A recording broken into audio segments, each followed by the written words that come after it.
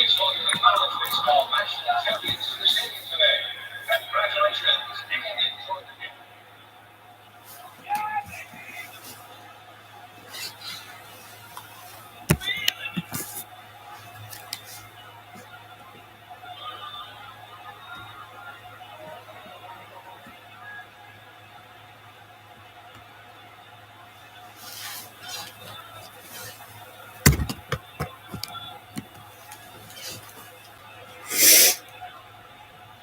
Congratulations to Monty Bud, this year's national champions champion. Learn a real game sometime, will you? Play ball.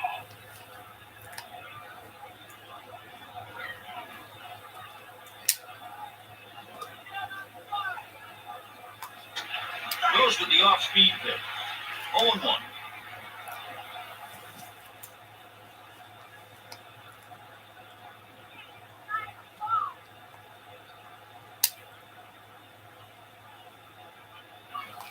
Line to the second baseman. Routine play. He saw it go off the bat, then got in position and made the routine play. Batting second, Edgar Renteria.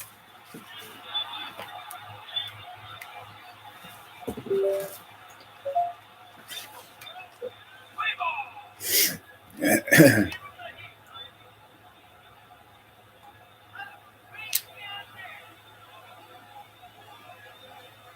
Circle change. You can see this hitter's wheelhouse is letter high over the middle.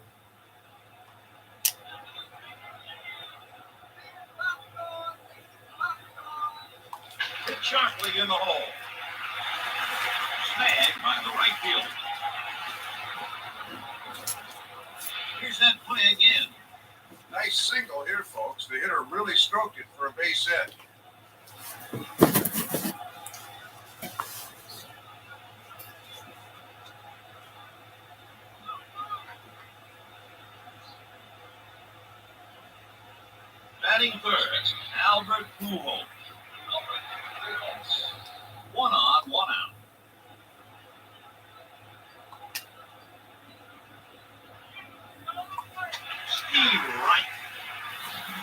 won the most valuable player honors for the first time in 2003, and Ben, something tells me he's going to be in the MVP running for many years to come. Fine shot into right field.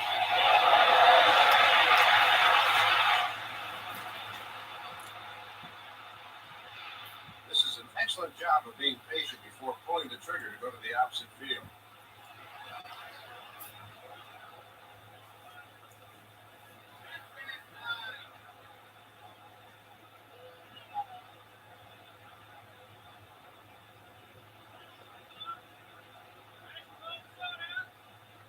Batting cleanup, Jim Edmonds. Edmonds is as steady as they come, hitting safely in his last 11 games.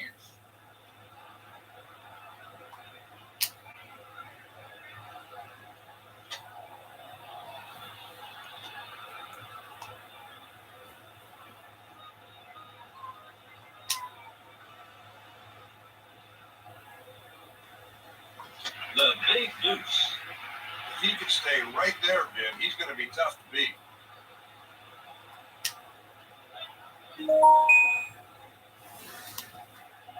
Run the stretch.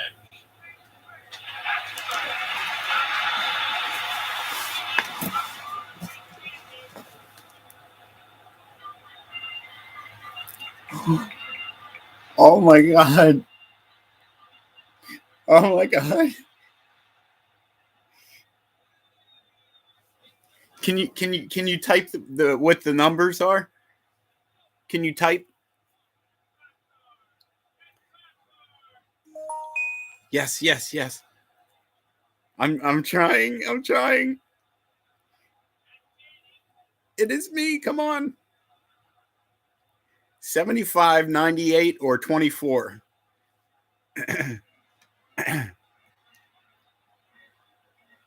75, 98, or 24. I answered it, didn't I? 98. Yes. Okay. 51, 12, or 10.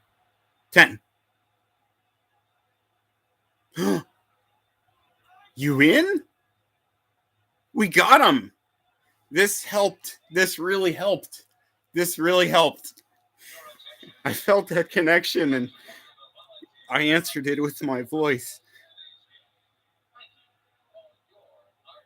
Because it was there. You gave it to me somehow.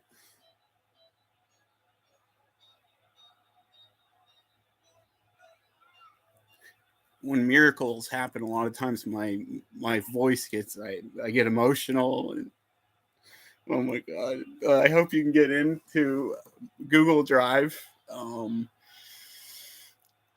Maybe now that you're in, it won't ask you to verify again. Although it's I'm so giddy. It's a wonderful means of communication. That I'm like, because I've actually been like at night and stuff. I'm like, Sydnee, and I said in my mind, I said, signal me, and you did. Like, and it was like at the lowest times when I needed you the most. You heard me crying out to you, and God, when these things happen,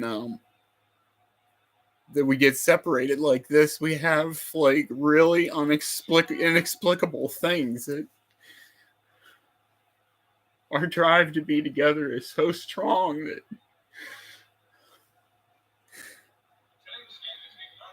I ache for you, you know?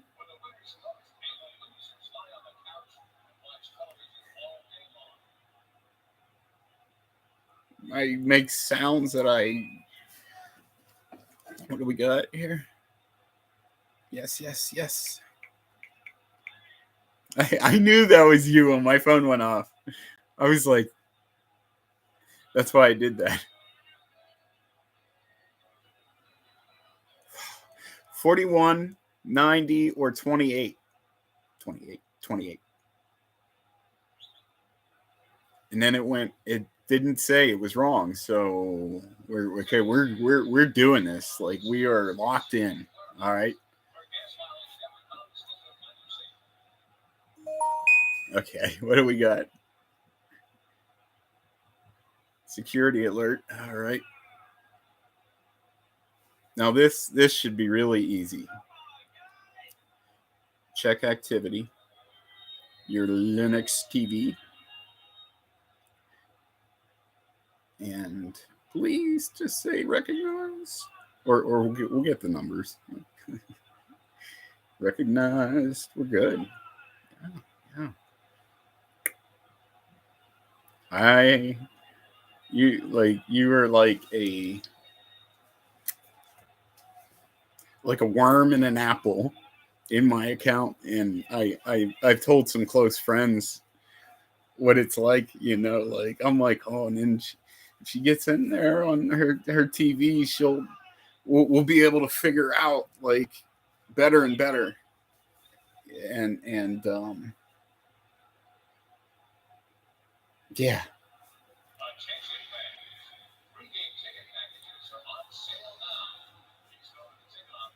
Uh-oh.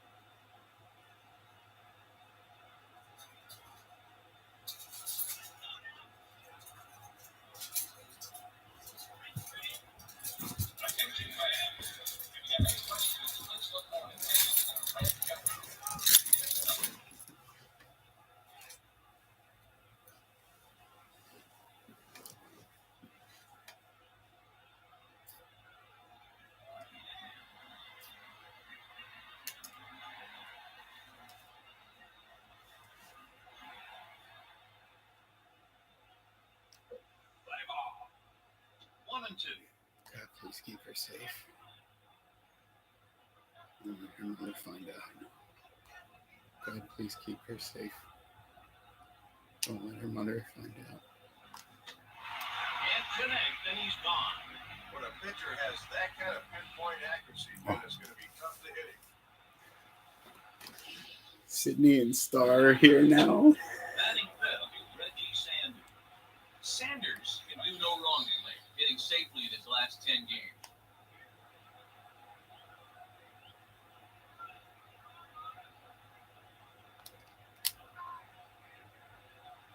The deuce. The pitcher is lucky that his catcher's a good blocker.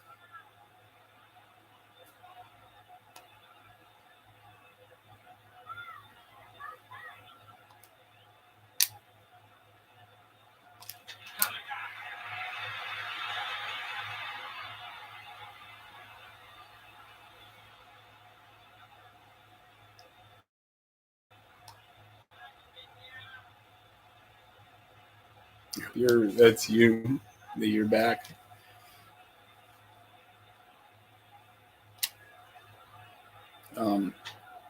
Yeah, I was praying and I was worried, like, oh,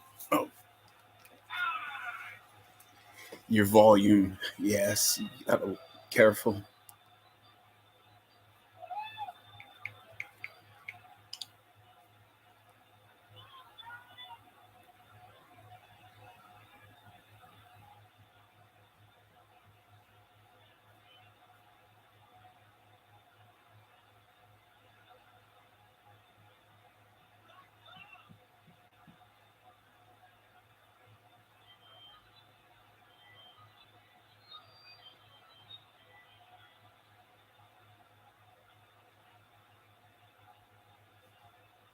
Yeah, I was.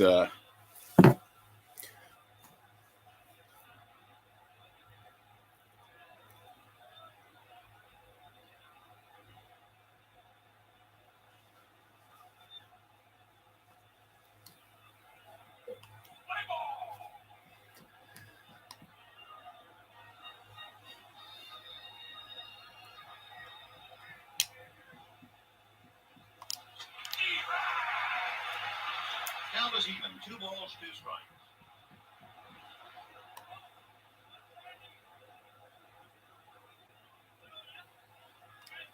From the stretch, he delivered. He strikes him out.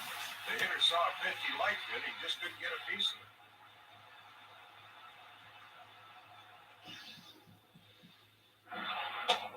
After half an inning, the Cardinals, nothing. The Cubs coming right up. It wasn't a perfect inning, but nobody scored.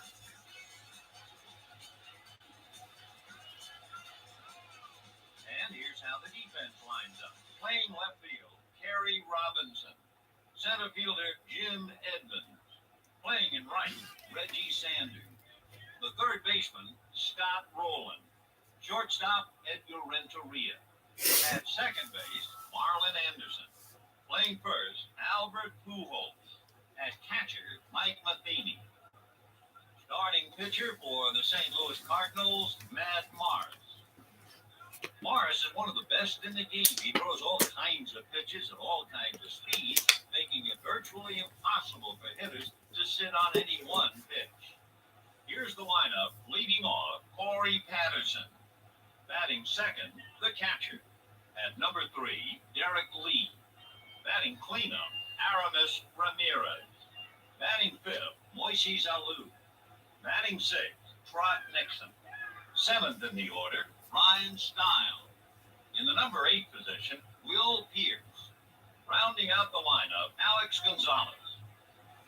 Leading things off, Corey Patterson.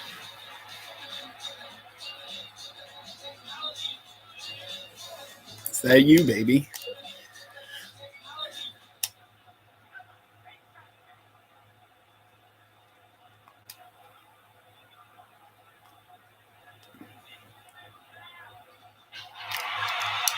Well, everybody else comes and goes fast, so yeah, I'll know. Oh, they're gone. He's safe at third. Boy, that's worth another look. Holy crap.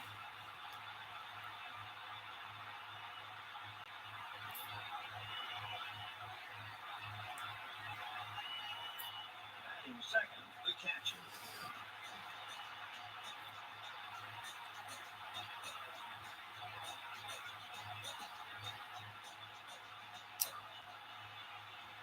He delivered. Off back of the play. Off the field of play.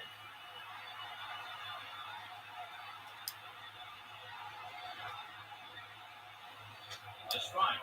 Good mechanics there, Ben.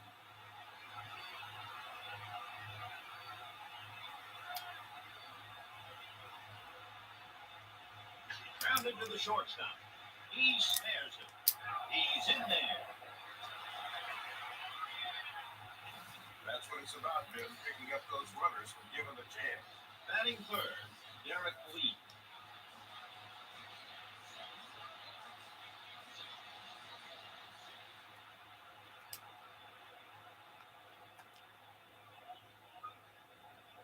A little tardy there.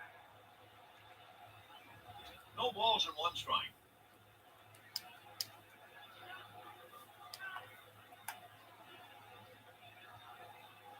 It's low and away.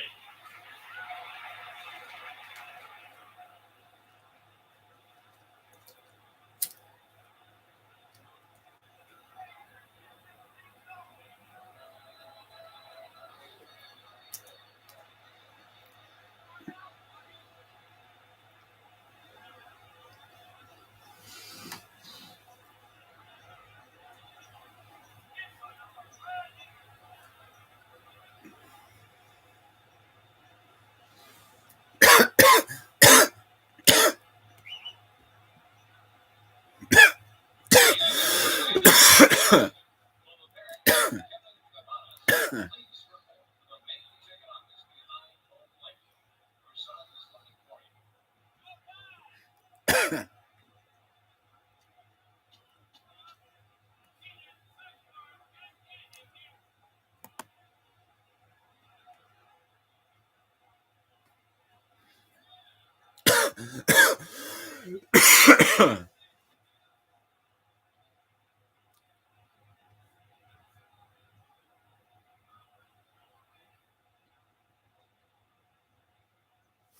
fans are enjoying this beautiful day at the park, and who can blame them? Not a better way to spend a day in all the world. Now, if I only had a hot dog, the scene would be complete.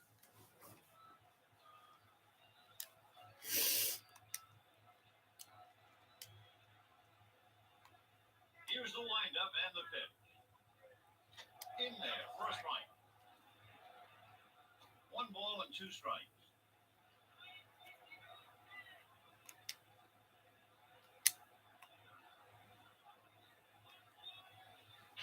Line to left field.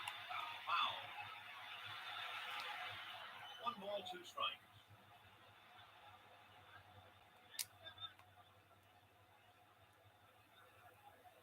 He strikes out.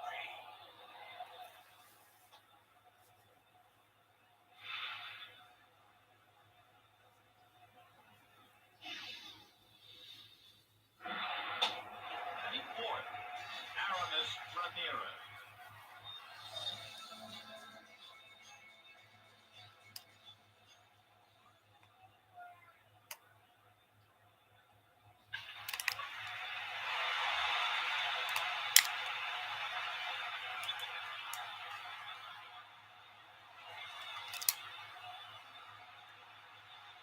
He slides in safe. And a center fielder must have range and the ability to make the catch. That was a horrible effort. Batting fifth, Moises Alou.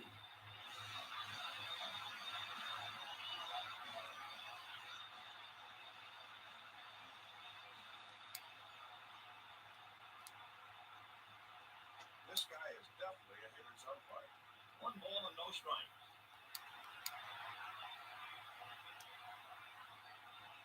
Next ball.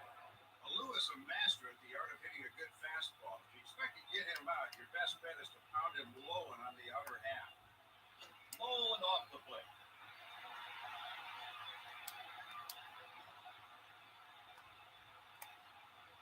Strike 2.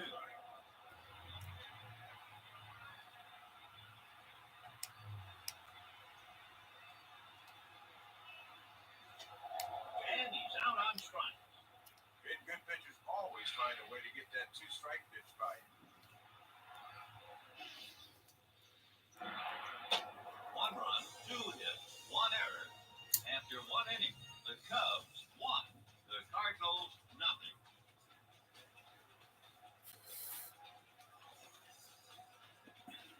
Hitting next for the Cardinals, Mike Matheny. The catcher, Mike Matheny.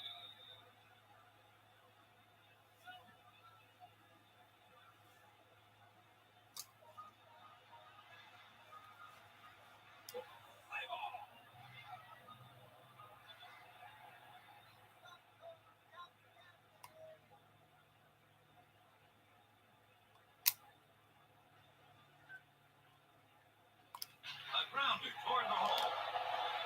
Style smothers it. Here's another look at that one. That was a nice job of hitting the pitch where it was thrown, and he picked up the single here.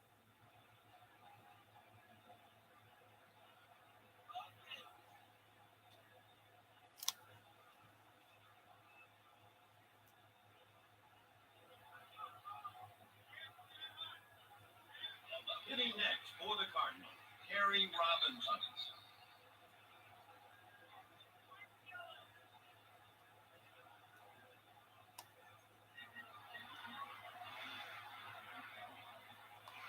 Checks the runner and fires. It's fine. Tried to dictate the tempo of this batter, Vin. Nice pitch there.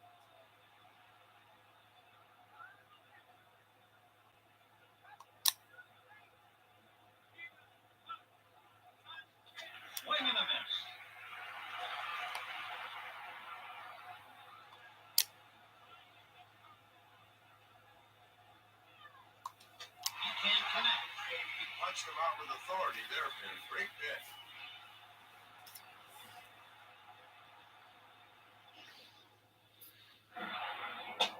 Next up, stop rolling.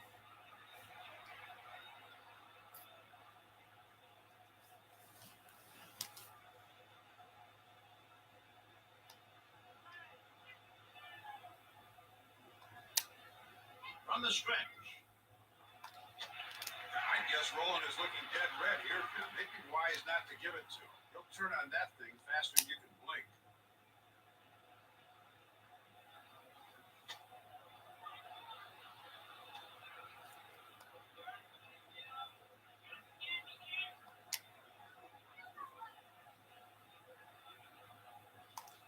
Four-seamer.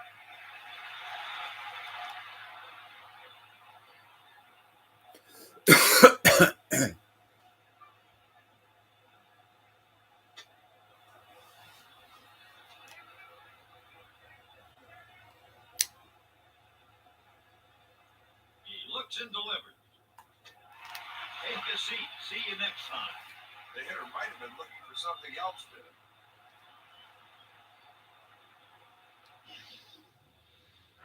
At the plate, Mark Quinn.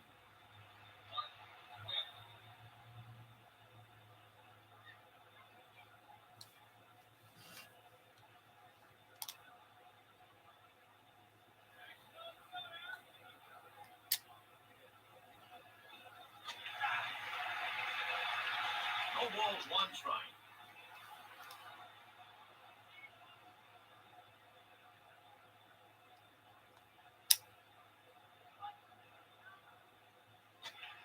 All good pitchers can nibble the edges, Finn. That was a nice pitch.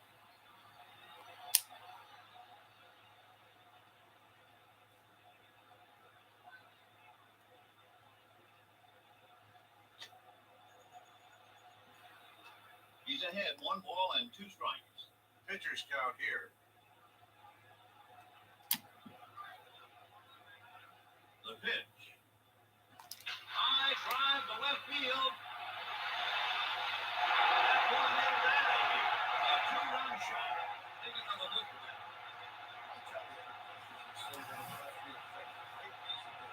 Standing next, Marlon Anderson.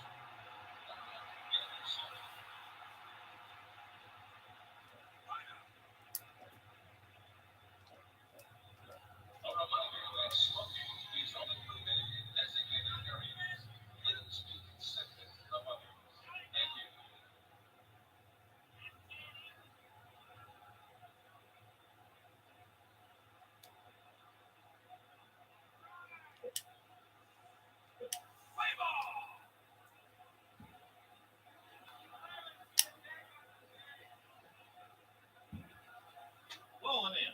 Good stroke last at bat for this guy. Let's see if he can find a gap in the defense this time.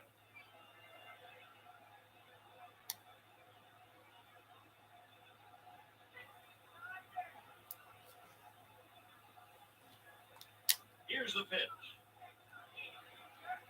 The line drive.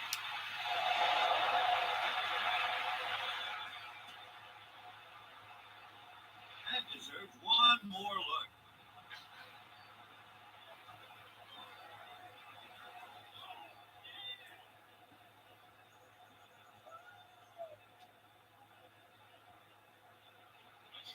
Up next for the Cardinals, Edgar Renteria. He's 1 for 1.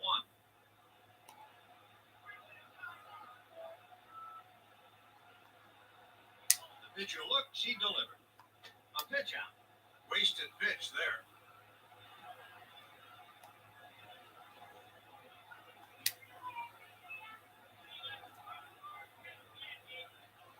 Outside corner.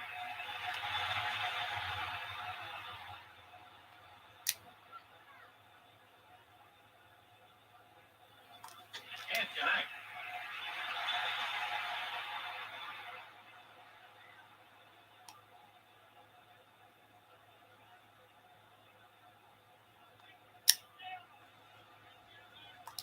Slicing right. Foul ball. 1 and 2.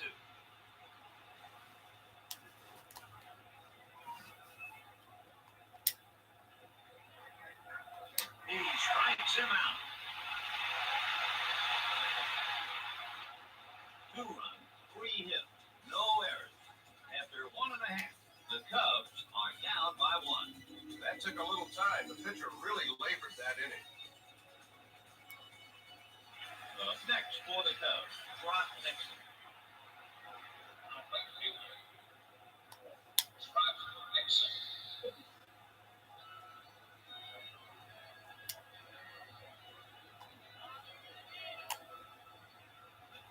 Line drive to shallow right center. Gosh dang it. This fielding so far has been horrible. Great play here. Let's take another look. Hitting next for the Cubs, Ryan Stein.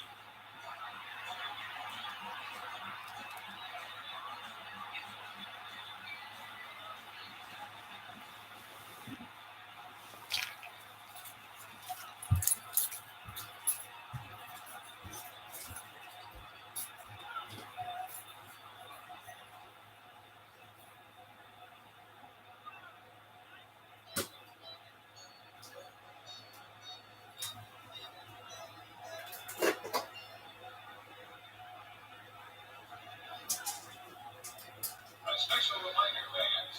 All team jerseys are 20% off for the rest of the game. Pick one up today.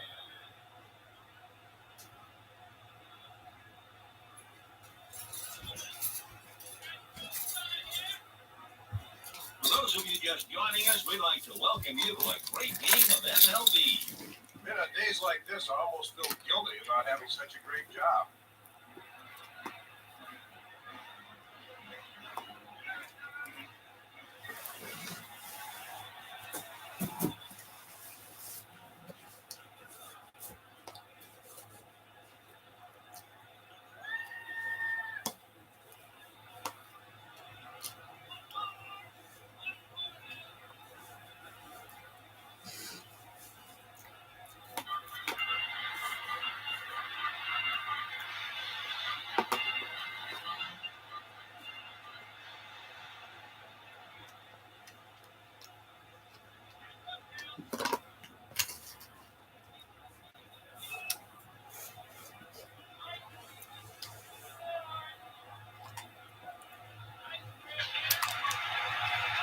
Snagged by the second baseman. The runner safe.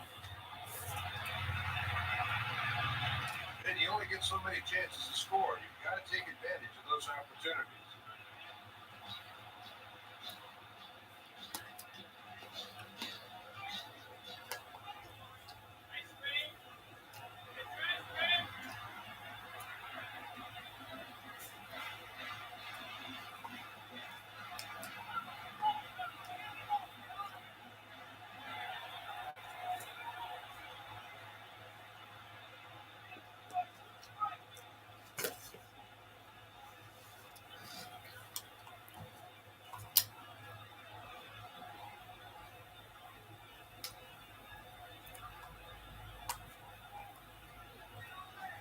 Drops off a table.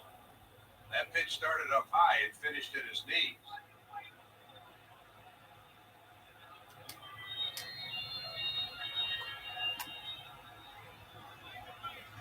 That's a strike.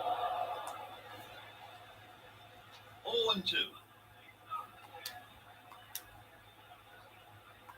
And he delivered. And he's gone. What a K in the scorebook, Ben. That's a good pitch there.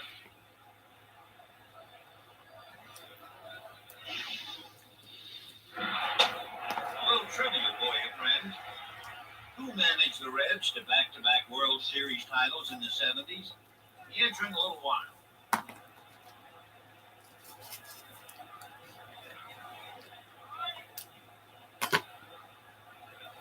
Into the windup, here's the pitch.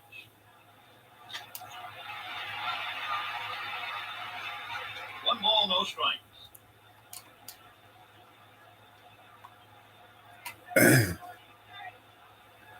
Little ground ball, scooped up by the second baseman. Got it. One run, one hit, no errors.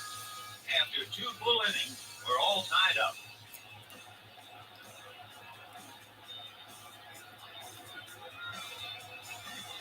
Up to bat, Albert Pujols. He's 1 for 1.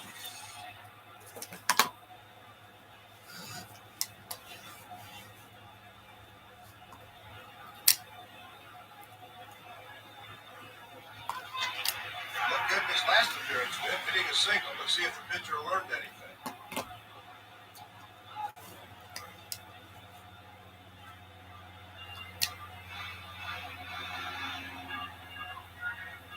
Breaking ball.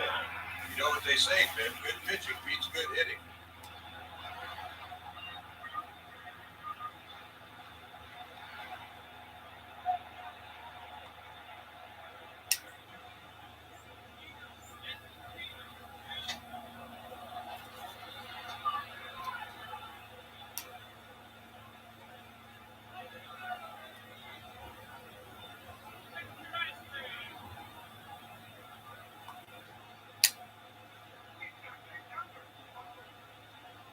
High and outside.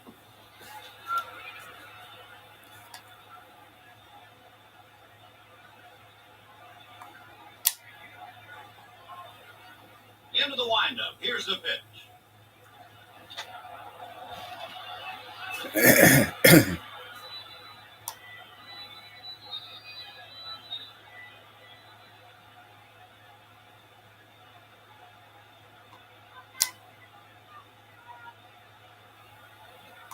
Got him guessing. No secrets there, Vin. The pitcher just threw it by him. You'd like to fan this guy now, Dave. Let's see.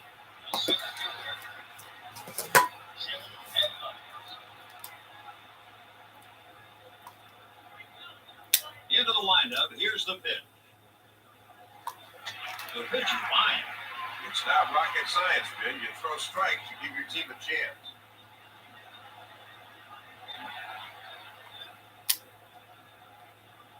Here it comes. Miss blowing away. 1-1.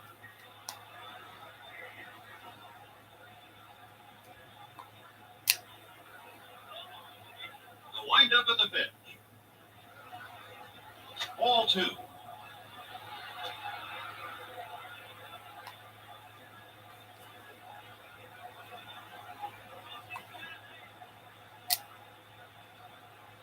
The offering. On the ground for third. Style stops it. Third baseman lost sight of the ball off the bat. That's going to cost him an error.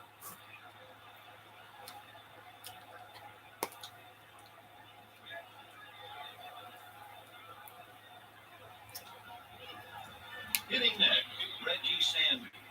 He's 0 for 1.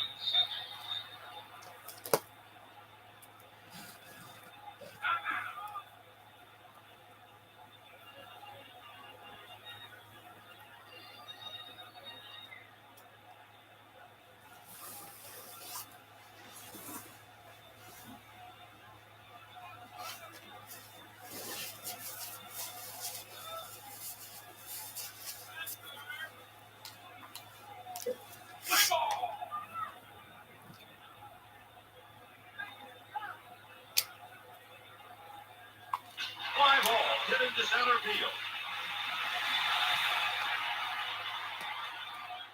He gathers it in. Batting next, Mike Matheny.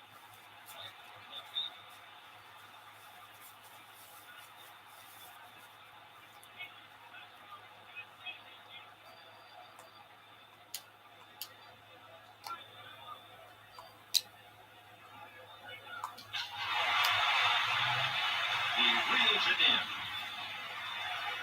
No run, no hit, 1 error. After 2.5 innings, it's still time. No harm done there. He got the outs when he needed them. 2 up for the Cubs. Corey Patterson.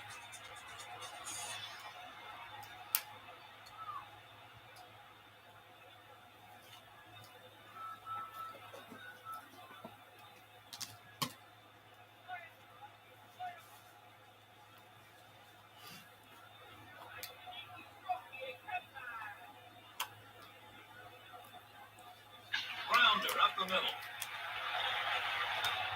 in time. Your shortstop has to be your best hitter. You showed his stuff there. Yeah, Dave, a qualified infielder will save a hit, even a run, if given the time. Routine fly ball hit the center. Edmonds is in position. He puts it away. Now hitting Derek Lee.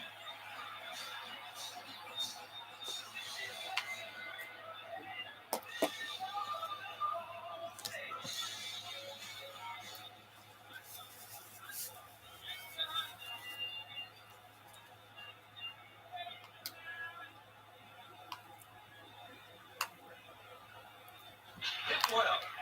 Snagged by the shortstop. They put him away. No run, no hit, no errors. After 3 innings, we're still tied up here.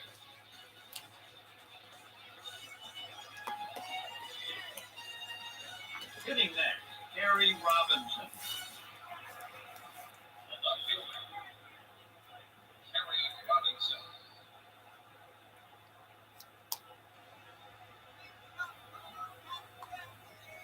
And the windup in the pitch. Drifting left. The batter thought he could drive that pitch, Vin, but he just missed it.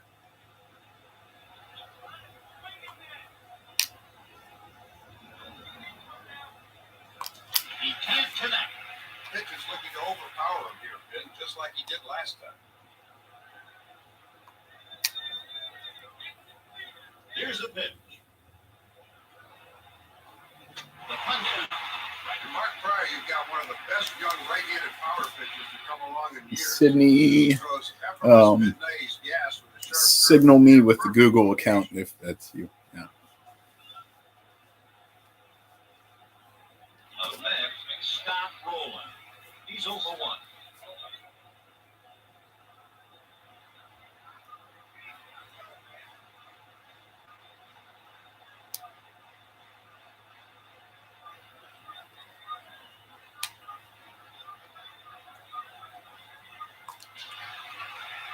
Gonzalez stopped it.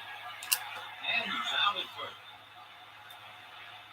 goal glove type play, Jim. The pitcher is loving the solid defense behind him.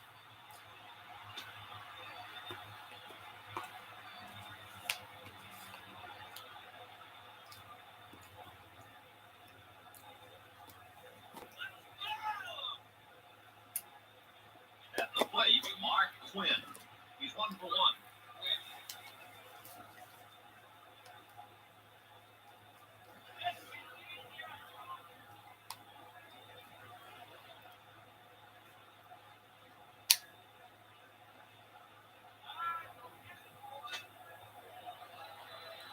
One and 0.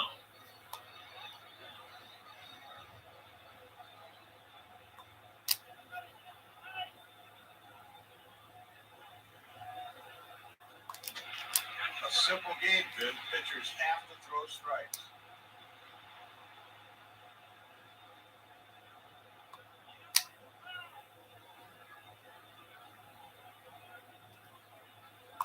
Fly ball hit the center. He makes the catch. No run, no hit, no error. After 3.5 innings, we're still all tied up. 3 up and 3 down. That's what the manager wants. Up next, Aramis Ramirez. He's 1 for 1.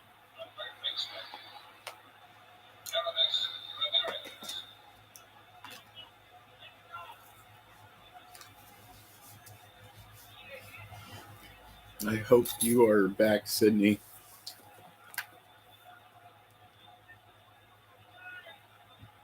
Sign into my Google account. Like it might just let you on now. Oh crap.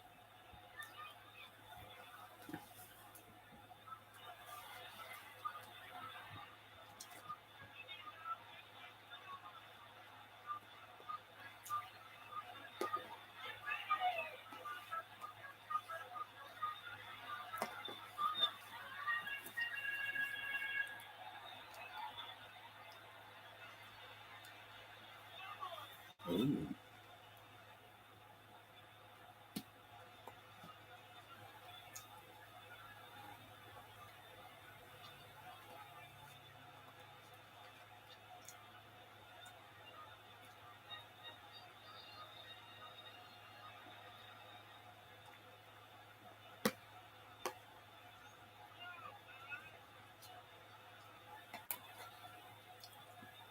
These fans have been treated to a great day at the park.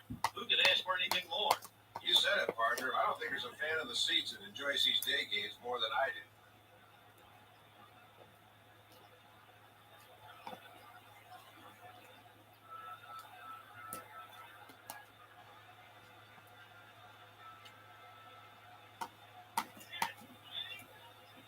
The team would like to thank everyone in attendance for coming out to the game today. Your support is appreciated.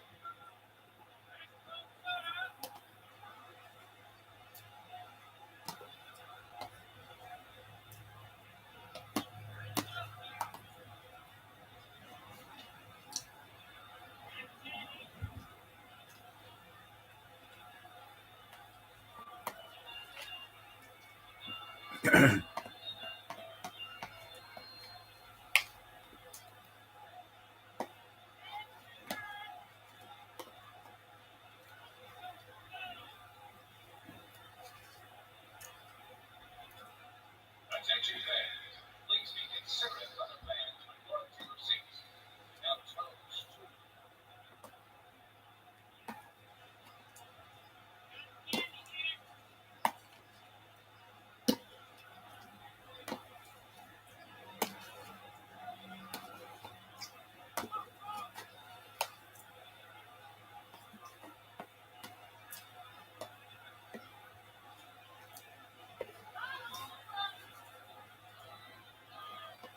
It's all her.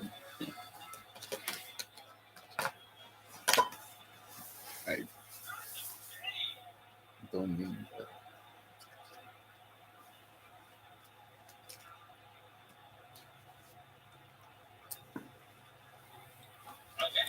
Sydney, there is a way you can signal me if that's you. Okay. If you hit the like button, hit the like button again, and it'll take it'll take the like away. I'll be able to see that.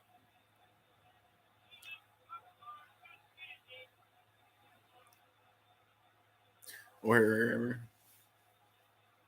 if you can find a place in my Google account that maybe you can type something.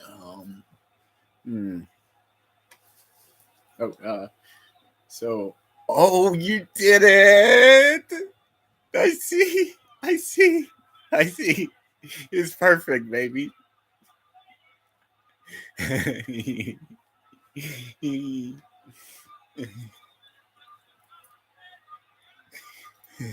Now hit the like button.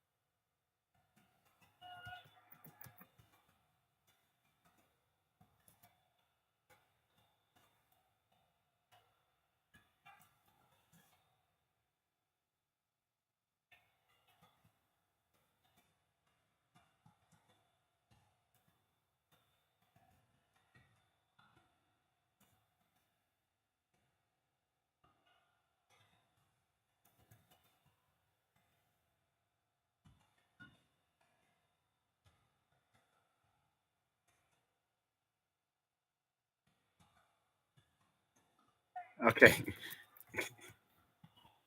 Yeah, I get all detailed and stuff. There's somebody else in the room with us now, Sydney. Um, yeah, I was just kind of explaining how with a remote control, like I know you're there because I said because you had liked my video like when you came on this live stream, and then I'm like, tell you what, Sydney, I'm like, if that's you right now, I'm like, hit the like button again, and it'll take away the like, and it did. She signaled me, and also she signs into my Google account, and then I try to let her on. It's complicated, but okay. Well, hopefully,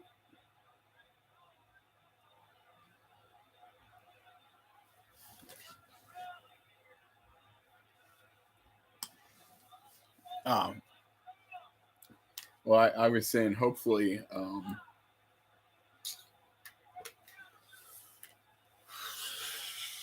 uh, yeah, hopefully they just go away, Sydney.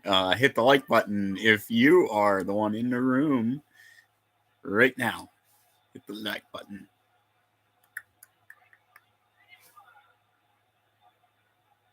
No, not Sydney.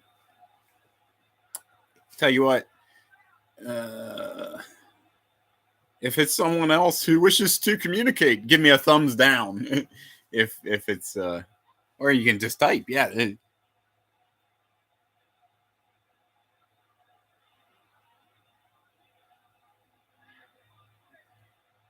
Arsenic Angel, do I know you? Has someone come on to Sydney's TV?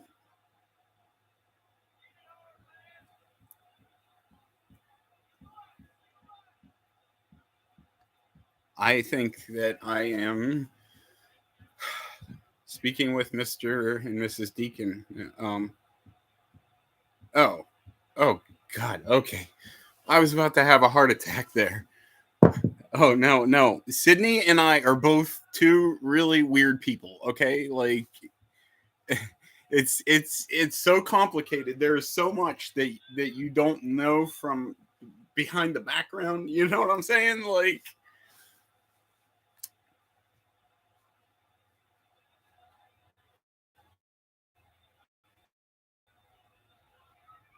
yeah, and I saw Angel there. Arsenic Angel, are you still the one in the room? Answer me in the chat because I see there's one person present here with me.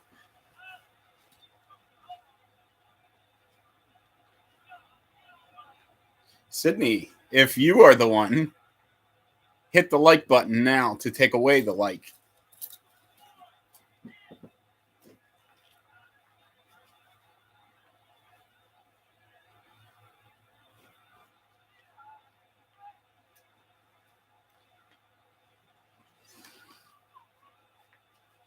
Yes, yes, yes, yes, yes, yes. I see it. I see it. Okay. Yeah, Arsenic Angel came on and rattled me. I was like really, really afraid that your mom or stepdad, yeah, like I worry about the volume, and I hope you figured out some headphones. Arsenic Angel, we have been dating for 10 months. We have a very complex relationship. And look, she's signaling me because her mother is the one who is psycho, okay? Gosh. I know who I'm dating. I specifically am compatible. I have mental problems myself, and what I've been bullied, and I'm getting bullied here, and this is what upsets me. Okay, so I have special needs. So what's your point? What? I am not a predator. I I am practically a virgin, and I am 40 years old. I am gonna boot you out of this chat right now. You are banned permanently.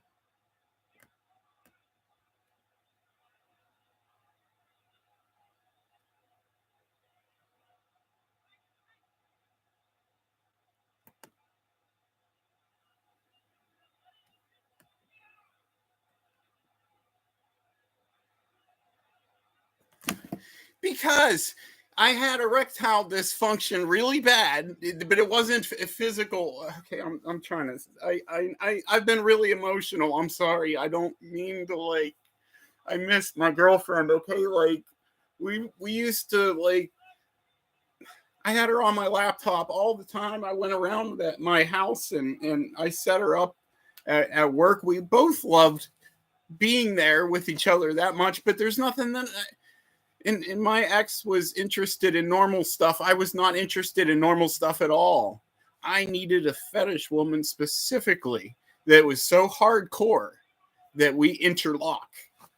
And she is the only woman on this earth that interlocks like that with me. I myself, like I said, I have mental problems also. Like, and I was not interested in sex without foreplay. Basically, what I need because I have special fetish needs to. Okay, like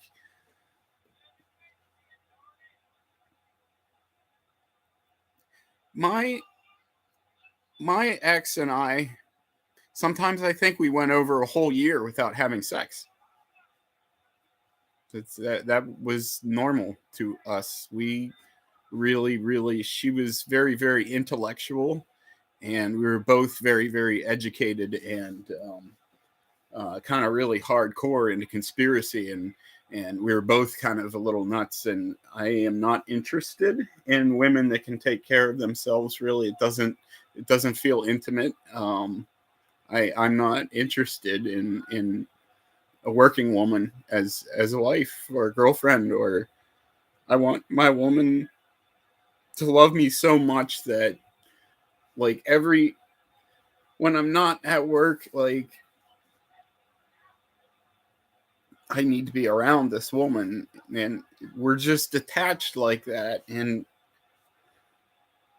I don't want her working some opposite schedule or something. And I apologize that I'm emotional because, like, I've been through some really deep shit. And I said specifically in the comments, do not do this rude shit because I can't handle it right now. I've been through a lot, okay? You haven't seen a guy cry? You think this is totally nuts, I'm sure. But you listen right here. Men have emotions. I am a straight man who happens to be almost totally like I'm gay. But guess what? I'm completely 100% straight. It's just who I am coming out. Okay? So what the fuck is your problem? Arsenic Angel, which is a very creepy name, by the way. Who do you want to poison? Psycho. I'm going to report you for being a psychopath, and I'm removing you from my channel, which I'm not familiar with a lot of this stuff. But yeah, you're going bye because you are being a total rude piece of shit.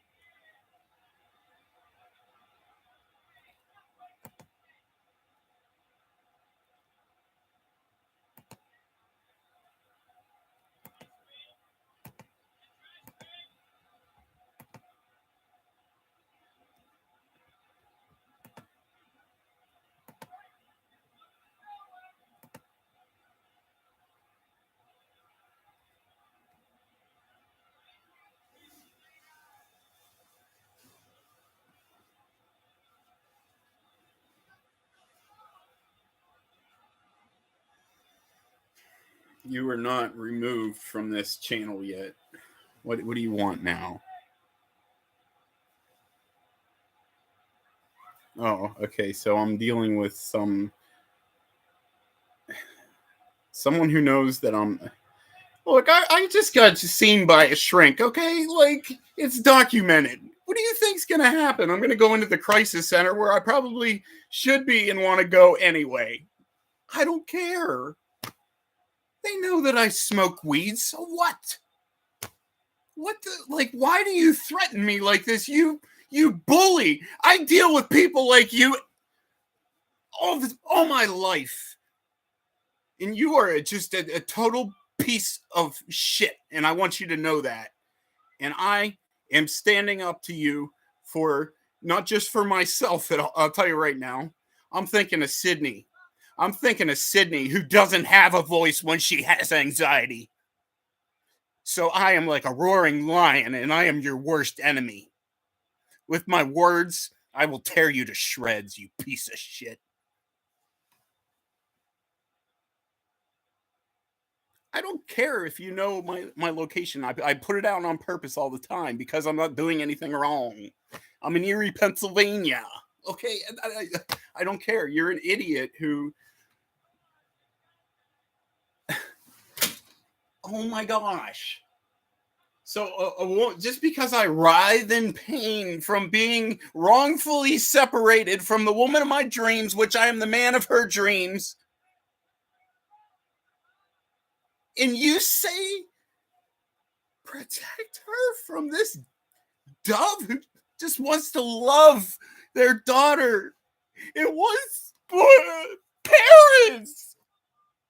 I want to put parents, not more like people that really love me, because most people use me. Oh, you have no idea what you are saying here. I am a mentally handicapped person who receives treatment, who's been in inpatient therapy.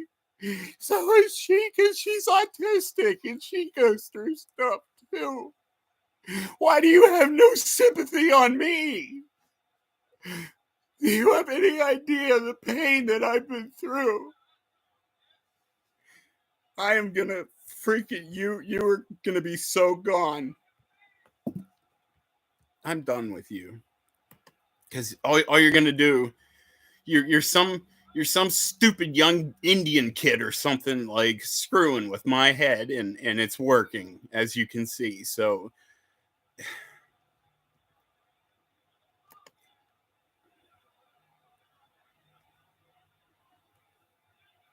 eat that. You went into timeout. As soon as you come back, you'll go right back into timeout. So you might as well just leave so that my true love can come on here and interact with me like she has been. Okay? Look, she has access to my Google account because I gave her the password. I know her. I love her. I trust her. What part of that do you not understand? We communicate. We communicate by her trying to log into my, you say I'm obsessed, but she's participating. And okay, maybe I do this because I'm crazy. You know what? She'll do it too because she's crazy, right? Is that what you call autistic people too? If you don't know it, and then you're like, you see something that catches you off guard, that's not socially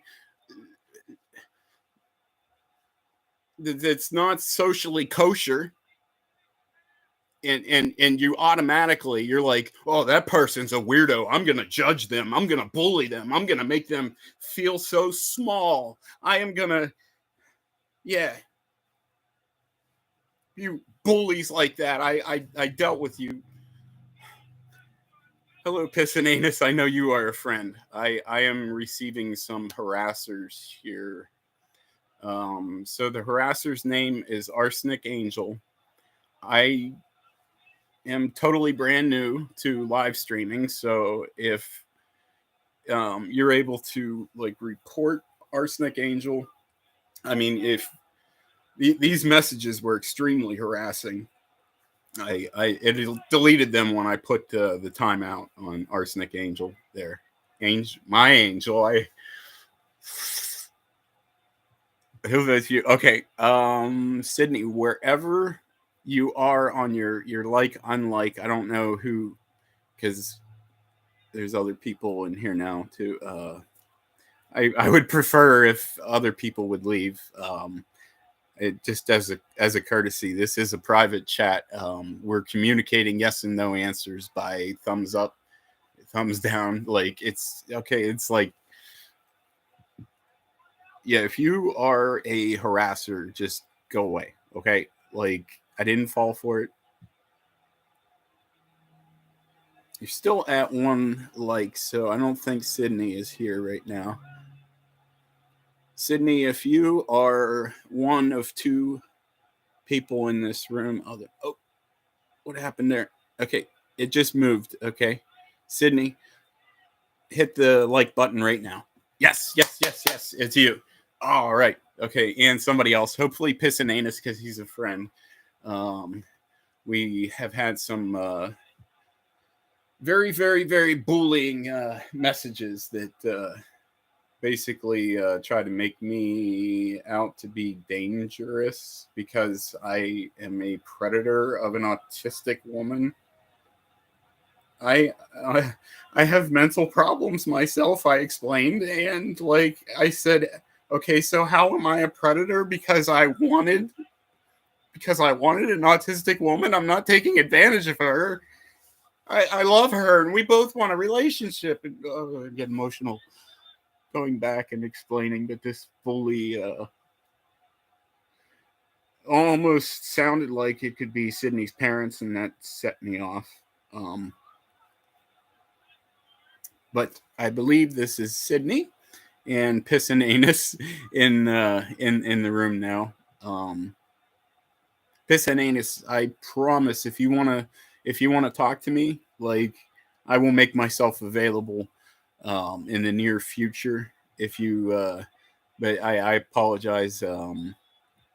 Maybe I'll do a lunchtime chat. Actually, I don't. I skip lunch on Fridays, so I only work 5 a.m. to 1 p.m. I get out at 1 p.m. Yes, Sydney, I have a brand new schedule. Okay. All right. Thank you. Yep. Thanks, bro. And if this looked really weird, it's not. She's like totally here and communicating with like it's because she only has access to a TV. So yeah, that's she's logged in. All right, catch you later, bro. We shall do our thing, but we have 3 people here now. I am hoping to see that at 1. Just my Sydney, because other people come in and it looks really weird, but we're actually. So yes, if everyone else but Sydney could give us some privacy, I would appreciate it. Sydney, you are the only one who listens. These people are just gonna be hanging around. I'm thinking of Patrick Watson. Oh, yes, Sydney, if you are the only one left in the room, hit the like button right now, wherever it's at. Like,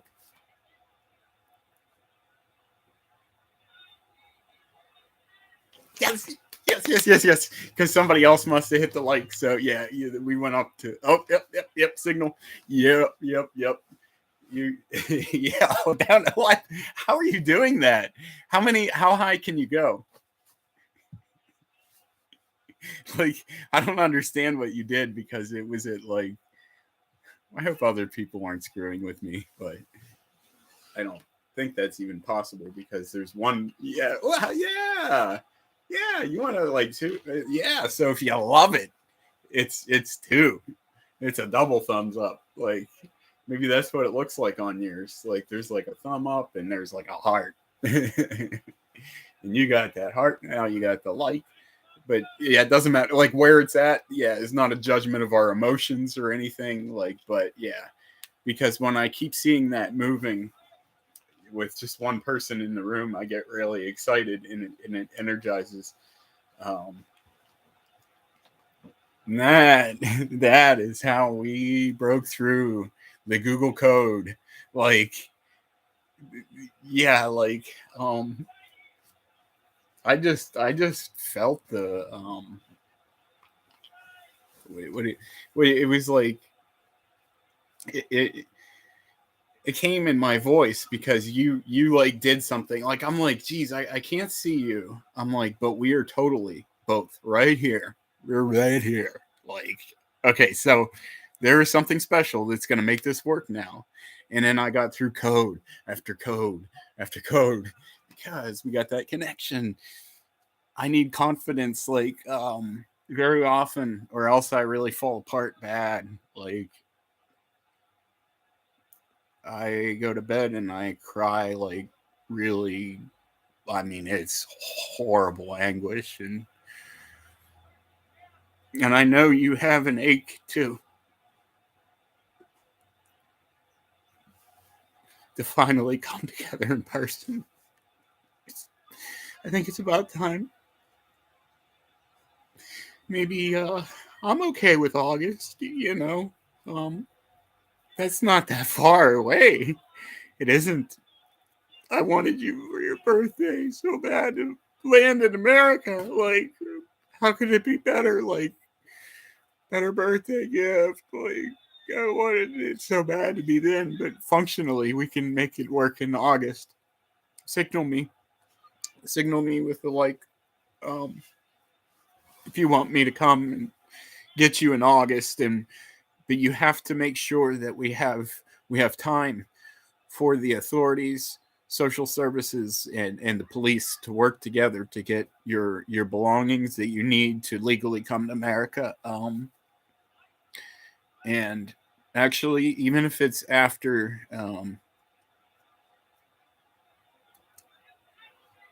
yeah, I think you like August. You like August. Okay, here it is. Yeah. Okay, August. I need to save up money, babe. I lost bad, and I was not gambling. I was just doing my taxes. I claimed 0 exemptions. I'm like, it should all work out. Like, I know a lot of people love tax returns. It does really sound great, but I can't really have it missing from my check. When tax season comes, I just want to sign the papers that I broke even and walk out of there and no stress. That's how I want it. But it didn't work out, and I owed $450, and I had saved up $650 towards my trip to England. The problem is not the price of the airline tickets, actually, because my parents promised me now they will be comfortable loaning me, and this will take more time than doing it June 21st. Like, I wanted that so bad. I wanted it so bad. I know you did too. That you were ready for it here, your whole being and everything. But it's whatever time that you need a little time in that house, whatever it is that's on your mind. I wish you could communicate specifically what it is that you need to close up, that August will look like a better time, because I'll tell you right now, I am less financially stressed if we do this in August. There's one stressor though: car inspection. However, Andre sent me to this place. He knows so many people. Some of them are good, some of them are bad, but, well, he knows a mechanic. Like in this one garage, my tires were all like almost shredded. The scrim, the metal stuff, like the inner workings of the tire, um, they were coming out of the rubber, and that was really scary when I found that. And I'm like, this is probably why my car has been rumbling on the road when I hit about 70 miles per hour, into kilometers per hour. Let me do that for you real quick here. I was going fast. Um, okay. 70.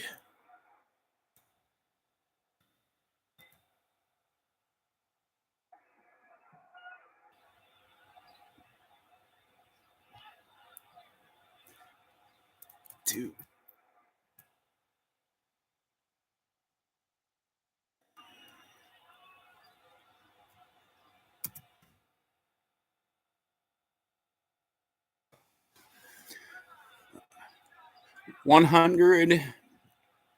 About 113 kilometers per hour. When I would reach that speed on the road, my car would start going. The steering wheel's shaking. The check engine light has been on, but it's just been on and off, on and off, and on and off. Like, my car is really old. The miles, or kilometers that I have on my car is like through the roof. 200 over 200,000 miles. In kilometers, that's a whole lot more. Actually, I kind of know roughly the conversion. Okay.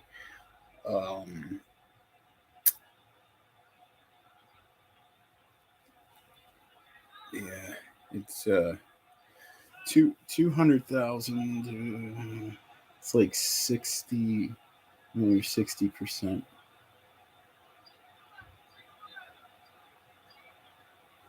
350 kilometers, or 350,000 kilometers. That's the kilometerage. however you guys say that. I don't know how you say that. I think you are really liking the August plan. Go ahead and start messing with the like if you are liking the August plan.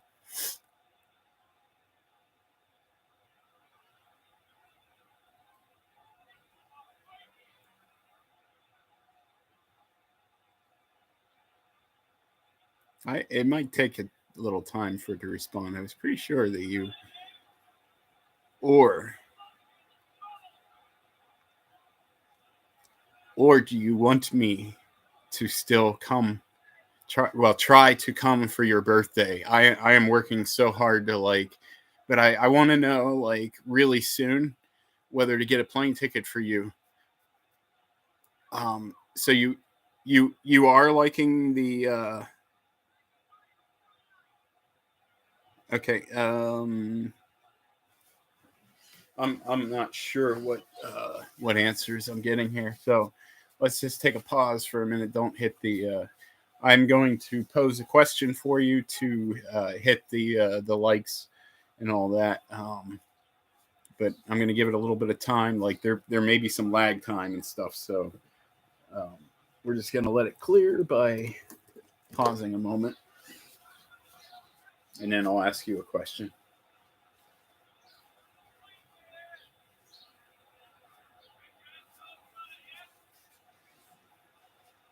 Okay. Sydnee, do you want me to come to England in August, a bit later, but still it'll still give us 1 month to get married once you get over here. Now, getting married is very simple, and I am so oh, you are liking August. Okay. But we are going to have to rush to get married once you get here because I really want to do it in Ocean City, Maryland. I think there's some pretty good gas prices in Maryland, but just the two of us. Maybe get married on that pirate ship. I don't know. I don't even know why I went there that day. I think maybe there's something special about it, babe. Somebody else came in the room, Sydnee. Do you want me to come and get you in August, Sydnee? Hit the like button to move that right now if you want me to get you in August.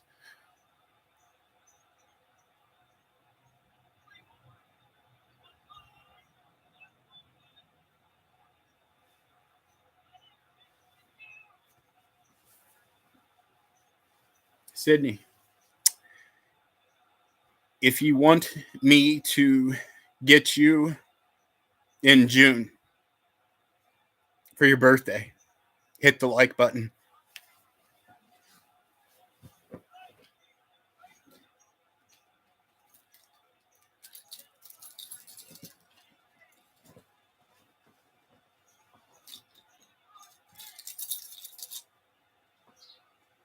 Are you thinking July, Sydney?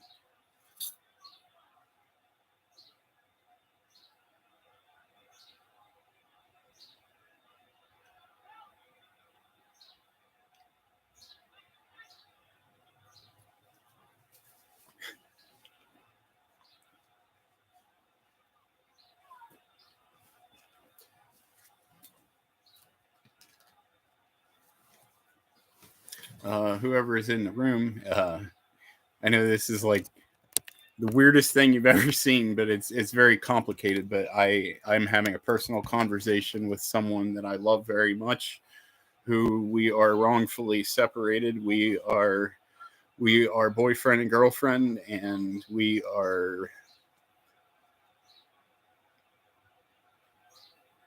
never met in person, but there was a time when we chatted 24/7, like lived our lives together, even though we're in different countries. And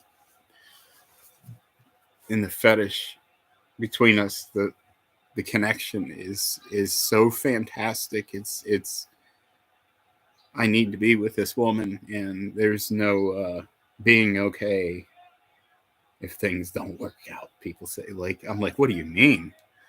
I'm like, that's unthinkable. I'm like, I can't exist. But I'm like, yeah, and I know she feels the same way. And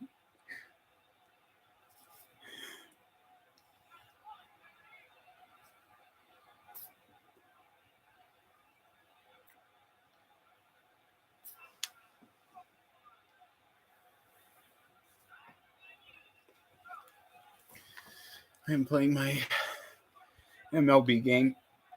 I hope Sydney, if you have a sleep setting on your TV, you can watch me, like, you can have me on your screen, but then your mother won't see me. Like, if she comes in your room in the morning, like when you're not awake or something like that, catches you off guard, your TV will be off and you'll be asleep, But yeah,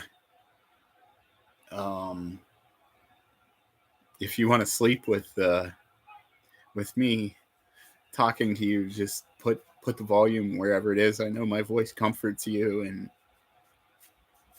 I'm just gonna keep this thing going.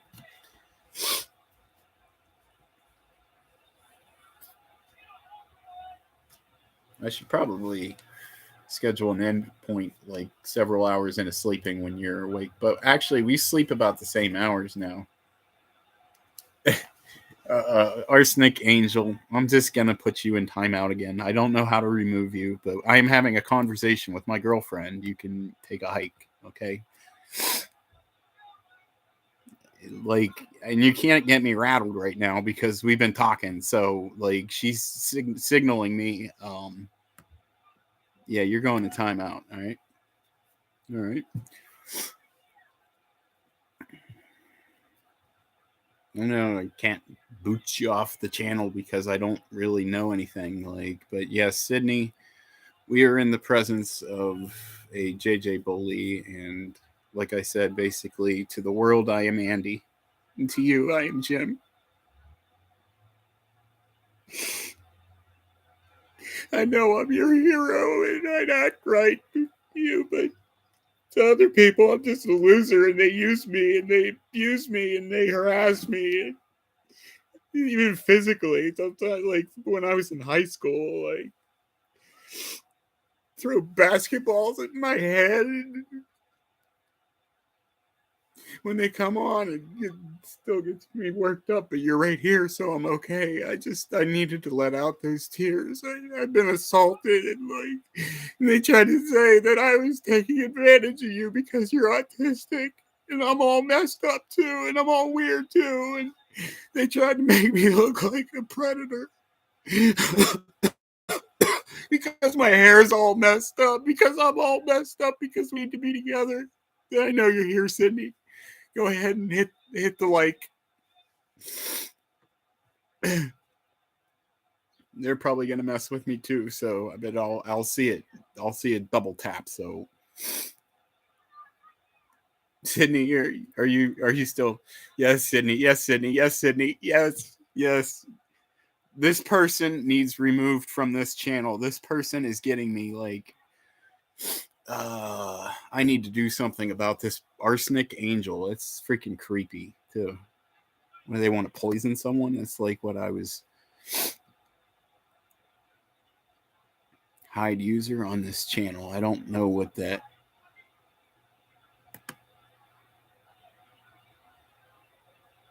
This user's messages will be hidden, so they're gonna screw around with our like system, but they can't type now because they were really bullying me bad, and they're probably back, and they're gonna do their bullshit, but they can't get to me because the chat is closed to Arsenic Angel.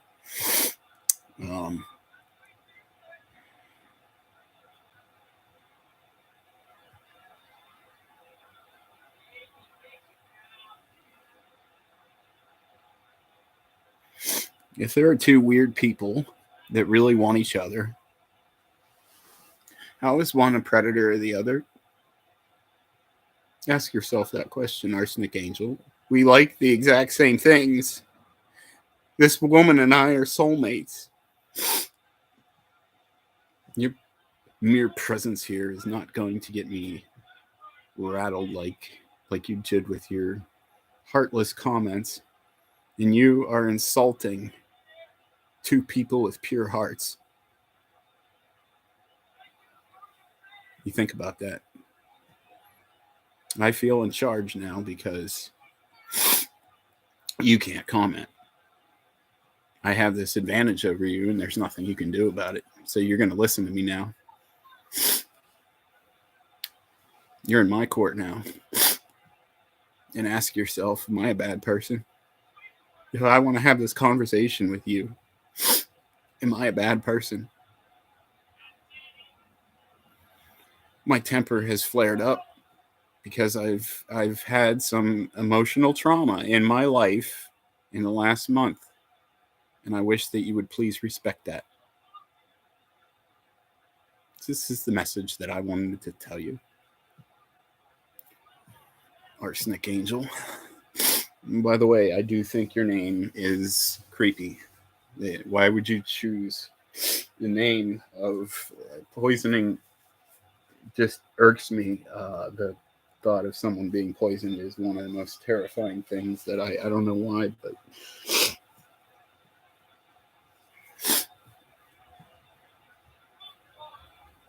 Sydnee, are you the only one left now?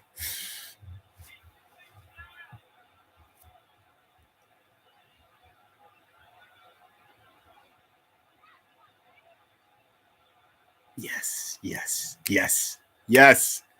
All right. Good. Somebody else joined now too. I bet I know who it is. Arsenic Angel. Yeah, if you wanted a sermon, I don't know. I guess you've come to the right place because you need Jesus Christ in your life. And I will tell you that. I am a Christian. I am divorced, which I didn't try to hide that from anyone, from Sydnee. So what does my divorce have to do with it? That's what I'm telling you. I just told her what was up right away from day one on July 5th of last year. I don't understand what you think that I've done wrong. We love each other. I mean, that's God gave us to each other because he loves us and cares about us. I am God's servant. Sydnee has a very a really, really great purpose in her life, and it's none of your business really what it is. It's kind of personal, but she has an extremely big purpose, and good. I think they're gone. I don't want to entertain their. Go ahead, Sydnee, signal me.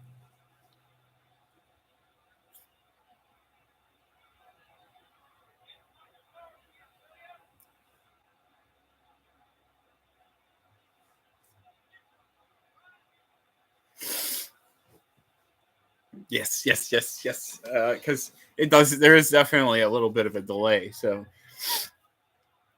yeah, we're trying to break through any confusion. Yes.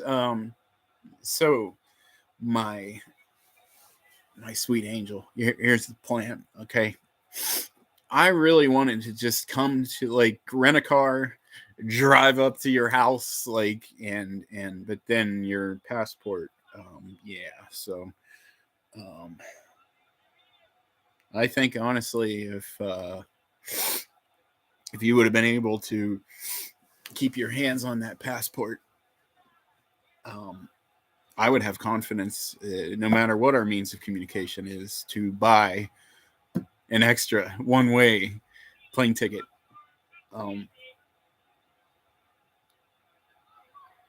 If you had your passport, we have to have a plan of how to get your passport back.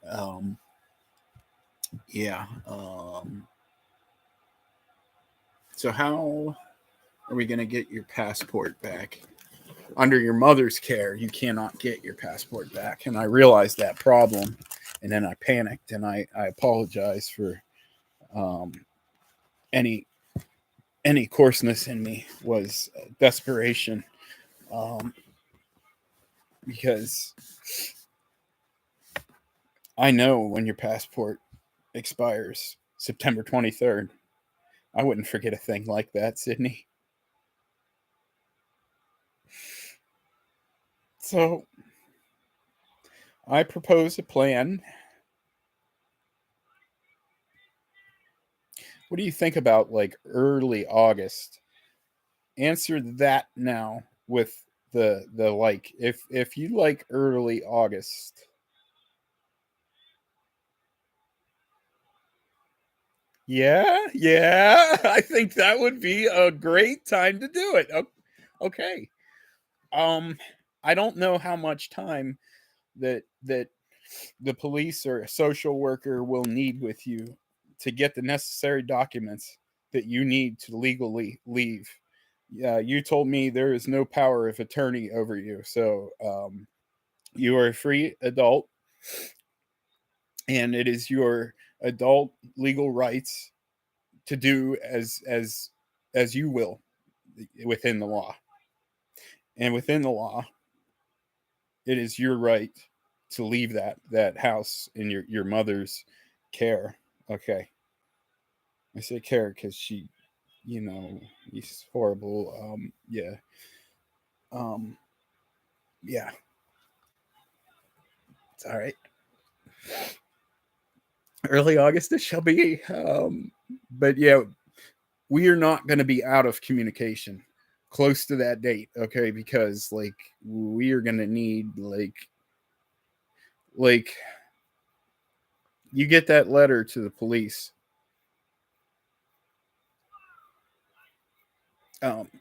There'll be I'm not sure what you're signaling there, but we need an ally. I need someone to work on your paperwork over there, someone who's on Sydnee's side, not Sydnee and Mrs. Deacon, side. Someone who is on Sydnee's side. What is inside Sydnee? Who Sydnee really is. We need someone who's on Sydnee's side, who can help you through the paperwork, because there's going to be a little complication, and we need someone. We need a public worker to help us. They'll work to get your passport back, a replacement, or to remove it from your mother's stolen custody.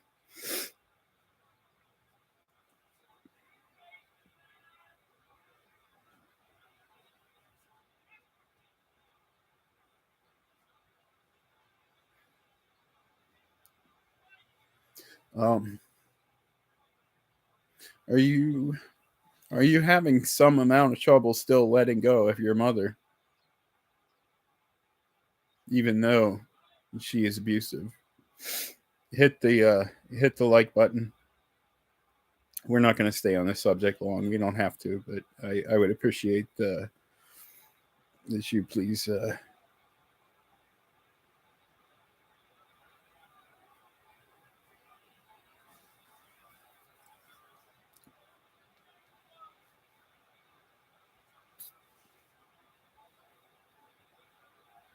Oh, okay. Yeah. Good. Okay.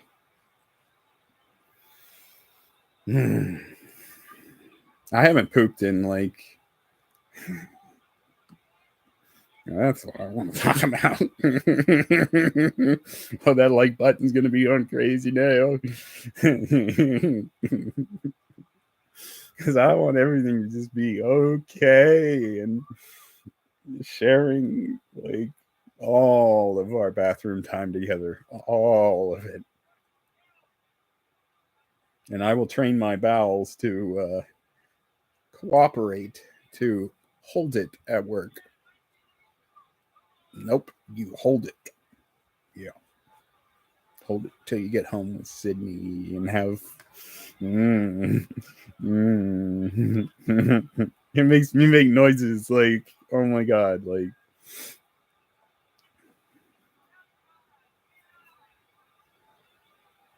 I am sick though, Sydnee. Yeah, I got some kind of sinus infection. Sinus congestion. It's like a sinus headache. Yeah, it's pretty bad. Let's see what time it is. I started playing baseball, but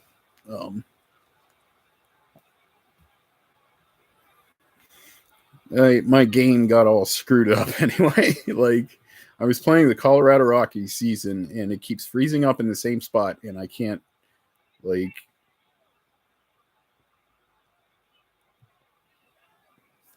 I got some time still. But I think that I want to go in the bedroom. And I am going to have to poop. But I don't want to miss. Like, if you do have to go to bed, like, I don't want to keep you up or anything, but yeah. Make sure that I. Like, like, I can't show anything that's not PG-13 views, but you will hear me very nicely. Be ready for it when it's coming, okay? But yeah, because like I do not want to get banned. If my channel gets like removed or something or taken down, like I have a lot of subscribers and like we are going to do a lot of good in the fetish community by helping others. They will never have. I see you hitting that. Like, yes, we are going to have poo. Like, time. Yeah. No watching. It's against YouTube rules, and I don't know if there's like a spy camera in the corner. Like, it is showing that you were the only one in the chat. Yeah, we don't want this channel getting banned because yeah, we're doing a lot of things with this channel. Oh, and we are down to this for communication, but it's actually quite good. Like, yeah. Just keep. Yeah. I'm headed to the bedroom, but I'm definitely gonna poo in the front bathroom because I don't want to poo on the leaning toilet of Pisa.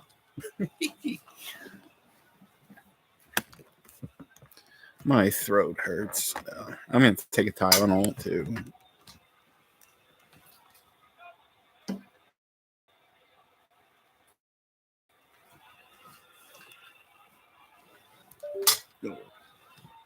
Aww. I know that was sympathy. Yeah. Your JJ feels a little sick. Thank God I'm not out of work. I'm not missing work because of it. It's not real severe, but it is not pleasant.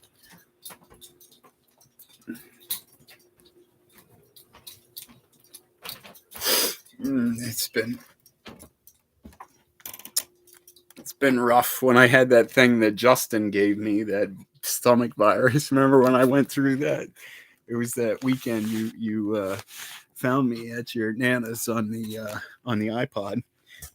That was that weekend. That was a very special weekend. But I got so sick. Oh gosh. It was all throwing up. And the throwing up portion of it, I think, lasted about 5 hours. But if it had lasted more than 5 hours, I literally think that I would have gone to the hospital. Like I was suffering that bad, like my stomach just churning and like throwing up to the point where like there's like nothing left, and it's just like, but you can feel like almost like air that just keeps like, and you almost can't breathe because you're like, oh, it was horrible. Enough of that. Let's get some lights on around here, shall we? Yeah, that arsenic angel, by the way, probably came back, like, and then like, oh, they are like really interacting now, and obviously he's not like acting weird, like they're probably all disappointed. they thought they were catching some kind of sexual predator. Oh.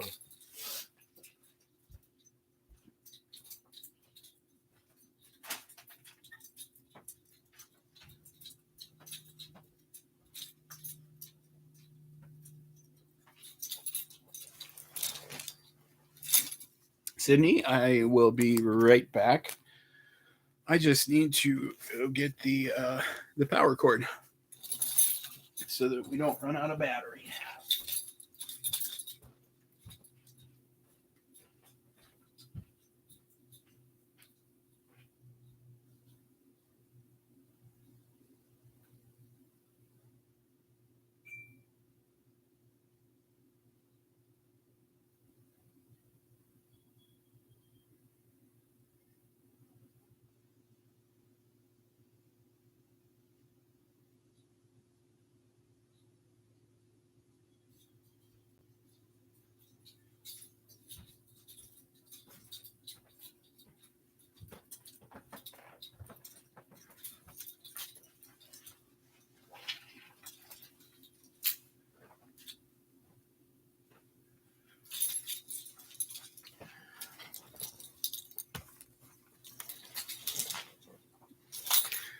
So Sydney, this is a lovely story. It is a little bit deep, but I want to tell it to you. Okay, so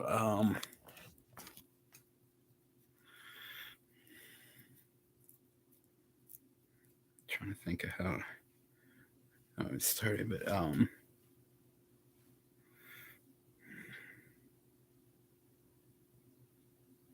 it was yeah. So Bev, you know who Bev, she's helped out with a lot of things like on the relationship. When I tried to mail that letter to you, Sydney, when I had the wrong address, yeah, because I guessed wrong on your street, which house was yours. This probably sounds so like stocky to other people, but Sydney does the same things back to me. Like, it is mutual.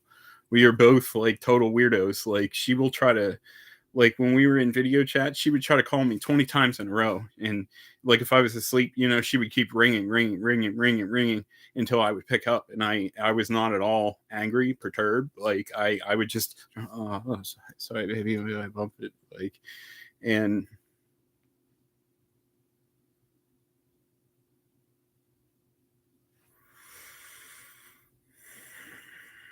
we have both done very, very, very, very crazy things to stay together because we love each other. And there are people that think that I'm a bad man, apparently, and I am not. Like, we both struggle with a lot of things. How are those not two good people to be together if the one works a job, makes $49,000 a year? I'm just straight to the point out there with my stuff. I make $49,000 a year. That is a very good income. My ex, she takes a lot of that money, that alimony. But Sydnee, she's getting married soon. It's not going to be that long. That will free up a lot of money. She is the only reason that I am struggling, like with the bills. Like she, what I pay in alimony is it damages my paycheck, quite a lot. That I'll be fine once she's married, and that's supposed to be before the end of the year. Oh, thank God. And then you and I will be able to go on vacations. But until Karen is married, and it's not going to be we might really literally just have each other and nothing else, like for like a few months or something, like. But hold tight, because I am filing bankruptcy, which clears all my debts. My debts were from Karen, my ex-wife. So if there's anybody out there thinking that I'm a creepy stalker or anything, what did my ex do wrong in the marriage? She used me. I was like the only one that ever worked or contributed to the household in any way. Yes, she pretty much took over the dishes by being a non-working and perfectly capable of doing whatever. Like there was nothing holding her back, just out of sheer laziness. This woman, my ex-wife, used me for a paycheck and to sit around, and she didn't have a driver's license. She didn't have a car. Like, and then she would get mad at me for not having a driver's license and a car. And then I was like, okay, well, if you said, JJ, I want you to take me to go get my learner's permit today, I'd be like, okay, yeah, like, let me brush my teeth. And, no, I never got that. She never indicated to me at all that she wanted to drive or anything. So she basically made it sound like she's like some princess in a dungeon, like that she of her own making. Like, now, this woman and I, what kept us married for 15 years,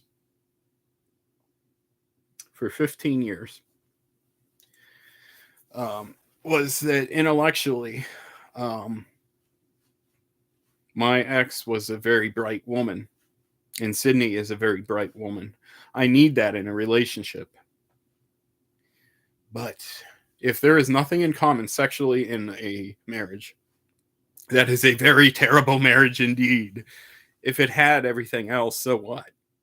Honestly, I know that sounds freaking crazy, like sex, in a marriage has that much effect that the marriage is worthless and null, because it's a dead marriage bed, which it was pretty much. I am 40 years old, and I'm pretty much a virgin.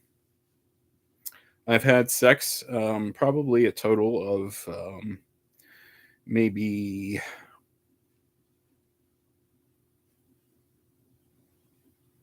I'm just going to take a guess, in 15 years, maybe 200 times. I don't know. There were times that it was actually like a few days a week, but like she was loving it. And I was kind of like, I just feel exhausted because I was putting on an act, because I'm not into normal sexual stuff without fetishy, like the fetish is like the backbone behind my sex life, and it is the backbone behind Sydnee Deacon's sex. Like the fetish is the backbone. And that's just all there is to it. I tried to unmake it that. I prayed about it, but it was not God's will to remove that from my life. And I appreciate all you other people. I know I'm kind of going into depth about, and it probably sound, pretty interesting and everything, but yeah, I appreciate you being quiet in the chat and respecting kind of me going through some emotional stuff and talking to Sydney right now. Actually, she is on in her TV because when there's been nobody else in the room, she hits the like and unlike, and she has my Google password, so she can type in my Google password, and it'll cue my phone. Like someone is trying to access your phone from England. Yeah, I'm not crazy. I'm having a conversation with my girlfriend, but yeah, you're welcome to just chill. And like I said, I appreciate the chat being quiet, as this is primarily a personal conversation that I have no choice but to make it public, because this is Sydney and I, our means of communication. It is actually quite a good means of communication. Hi, Sydney. Yeah, signal a lot now. Like, move that thing around for me. Yeah, yep, there it goes. Go. Can you get it to 0? Up, 2, back down to 1. I understand somebody else might be messing with me too, but yes, Sydney has logged onto my Google account. Obviously, we're interacting. Okay, so yep, Sydney, is that you? Hit the go up to 2. Yes. There it is. Cool. Oh yeah, what I was telling you. Okay, this is a little deep. This is what I was really wanting to go with, that Bev story. Okay. But yeah, Bev was he was, or Bev was talking to your ex. Yeah, so you're yeah, Bev found your ex and like thought that she was uncovering something, that you were playing me and all this and that. But Bev told me, like, because we've had a lot of conversations about like how good our relationship, how strong our love is for each other. And what I was telling her, I saw a TikTok account. It was June 9th. Did you cue my phone?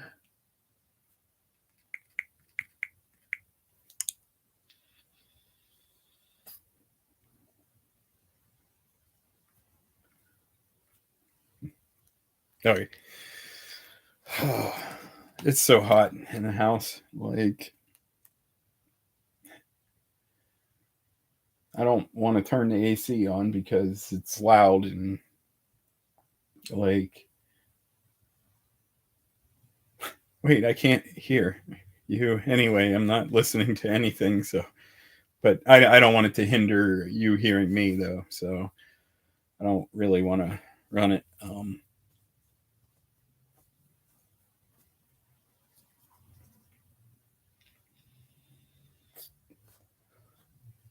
I went to the my medication appointment today after work. I left work early, and wait, before I go any further with that, what your ex was saying about you, why he said he had power to keep you. Do you want to hear his reasons? I buy her things. He's like, yes, she is my girlfriend and she will stay my girlfriend because I buy her things. That is so laughable. Like, compared to our love, it is so laughable that he would say that. And he says, real boyfriends and girlfriends have sex. And then she asked him when the last time that he was over at your house was, and he said 2 years. She said that her impression after talking with him, she's like, he is so like typical and he is so weird, like at the same time, like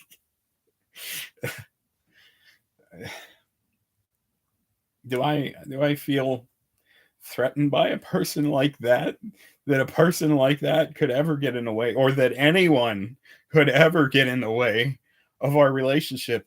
It was Raven, drunk and half naked on the floor. JJ doesn't care, except he's worried about his friend's safety.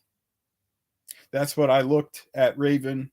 My best friend is in a dangerous situation. I would like another woman over to this house as soon as possible. And God's blessings. I think I prayed on the phone with you. And when we were really crying, and it was like, really, yeah, like, you know, and I was saying what we've been spared from, and other people, I want them to find really great relationships too. And I know that the bond that holds us together, that there's all kinds of supernatural things happening all the time. People don't normally have stuff like that. We are something really not common.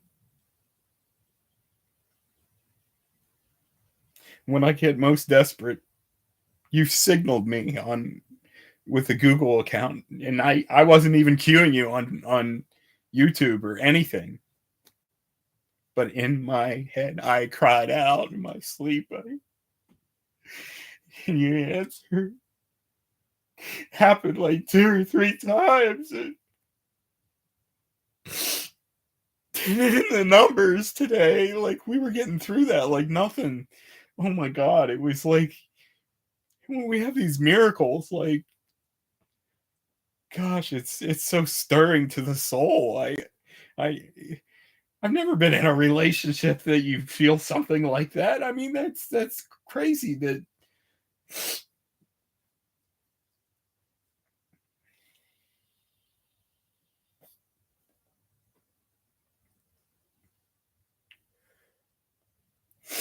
well, I'm going to kind of pause here for a moment. I'm going to try to figure out a way to make this room a bit cooler. Trying to save money on the electric bill. Yep. I'm just look like a loser now because well, I got a good job, but my ex steals all my money. It makes me kind of crazy. You know, I did one thing wrong to her. I looked for a woman that I could connect with where I did not have erectile dysfunction anymore. There wasn't a physical reason. I do not have erectile dysfunction. I have an incompatibility problem with 99.999999% of the world. That's all. And I found, well, God found, okay, because what he provided. First, I asked. I said, God, is there a woman with autism? I specifically asked for a woman with autism that has the same fetish because she will be such a superhero in the fetish world. She will be so on the same level with me. And there is not a neurotypical in this world that could do that to me. What Sydnee does to me. I even met, there's an autistic woman from California. What do I think of her as? She would have been by far the most compatible woman I'd ever met before Sydnee. But I was not even like, she never showed me a picture of her. I don't care. She is my friend. I am not interested in watching her in the bathroom. Like, I am only interested in watching Sydnee.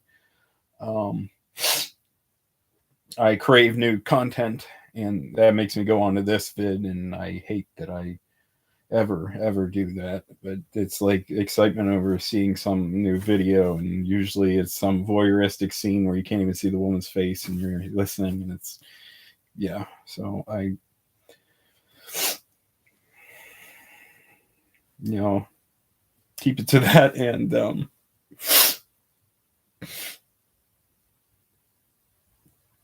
because God told me that we have pure hearts.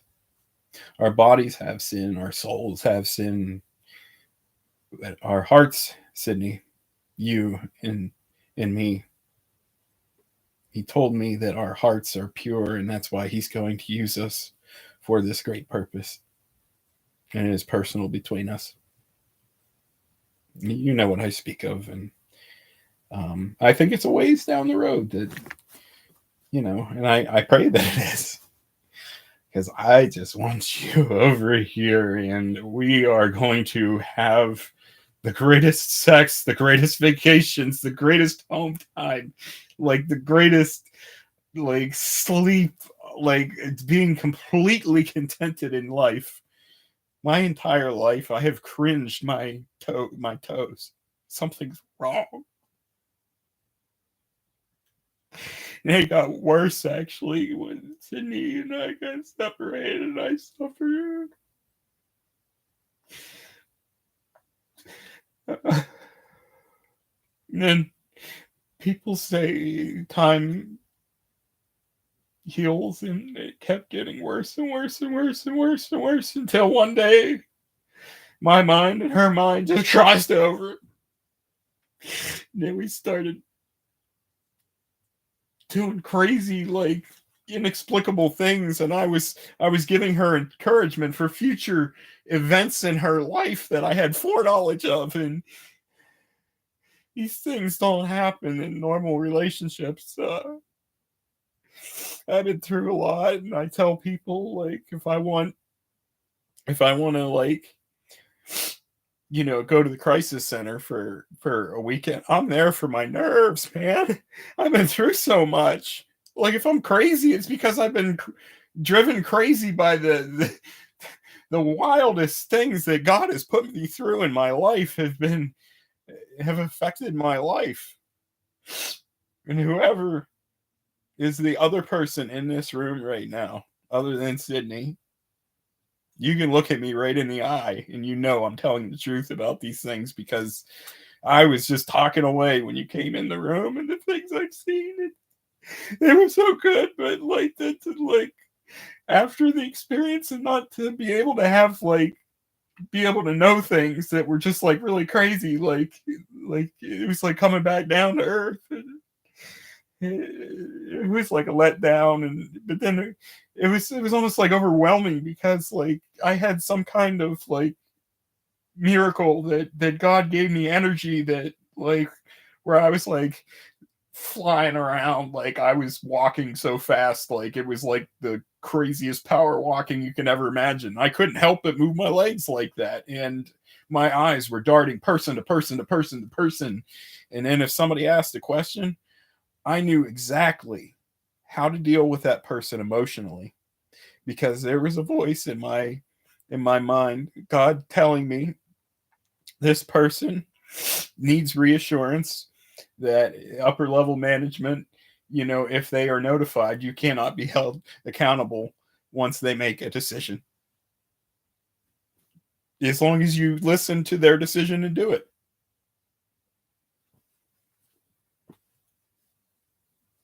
I logically work through things that God gave me this energy to, like, work through things that I normally would not be able to figure out at all. Like, it was really crazy. And then once the event was over, I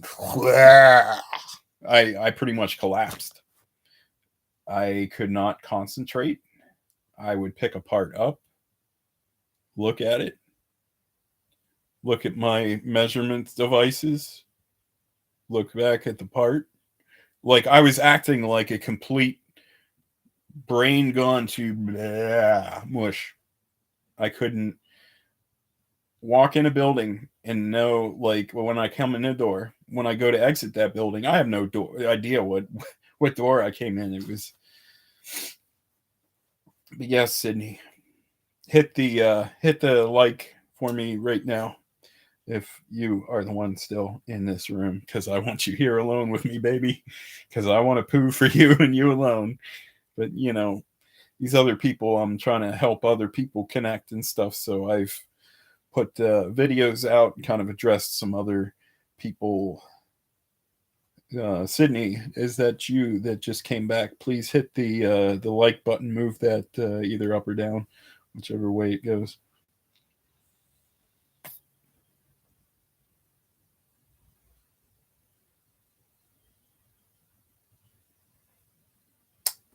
Oh, I don't think Sydney is one of either of the two people that are in here with me now. Because the like button has not moved, and okay, yeah, it went up. Okay, yep, down. Okay, yep, we got it. All right, Sydney is one of two people here now.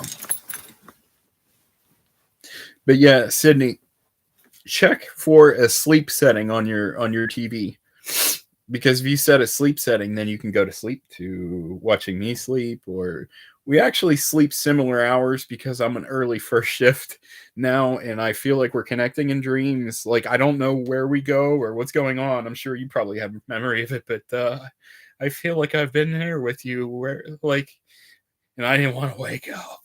I didn't want to wake up. Like,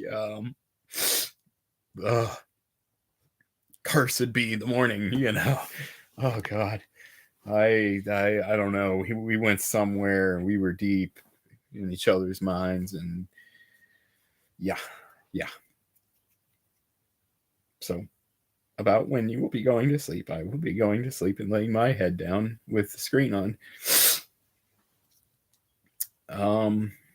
I do apologize, but I really do need good sleep, so I'm gonna have to turn the screen all the way down.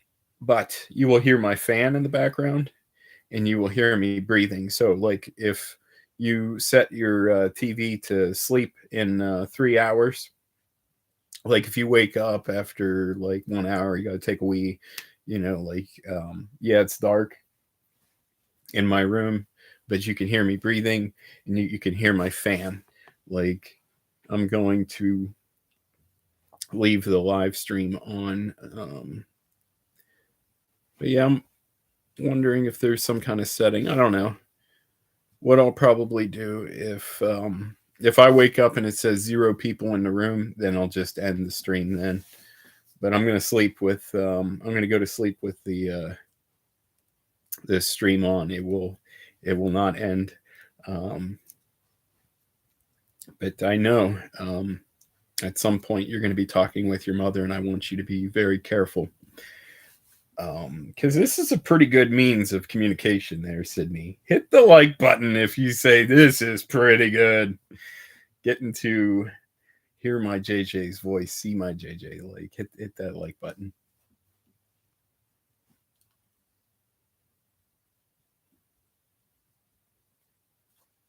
Takes well, there's a delay.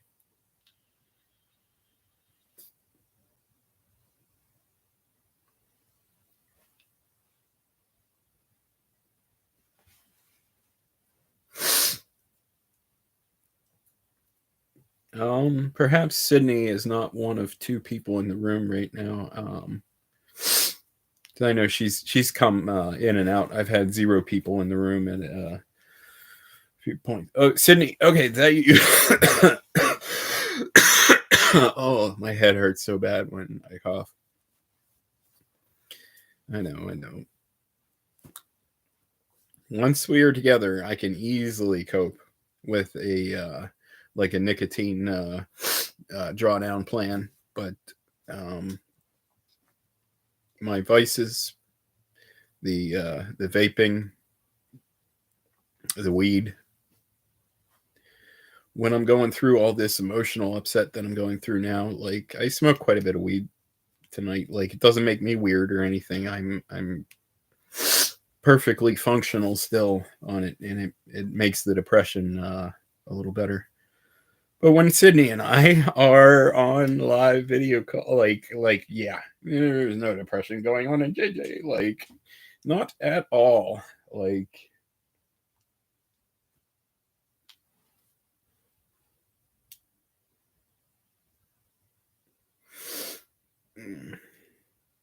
but yeah, even even on mushrooms, tripping out on mushrooms, but I foresaw things that actually then happened. So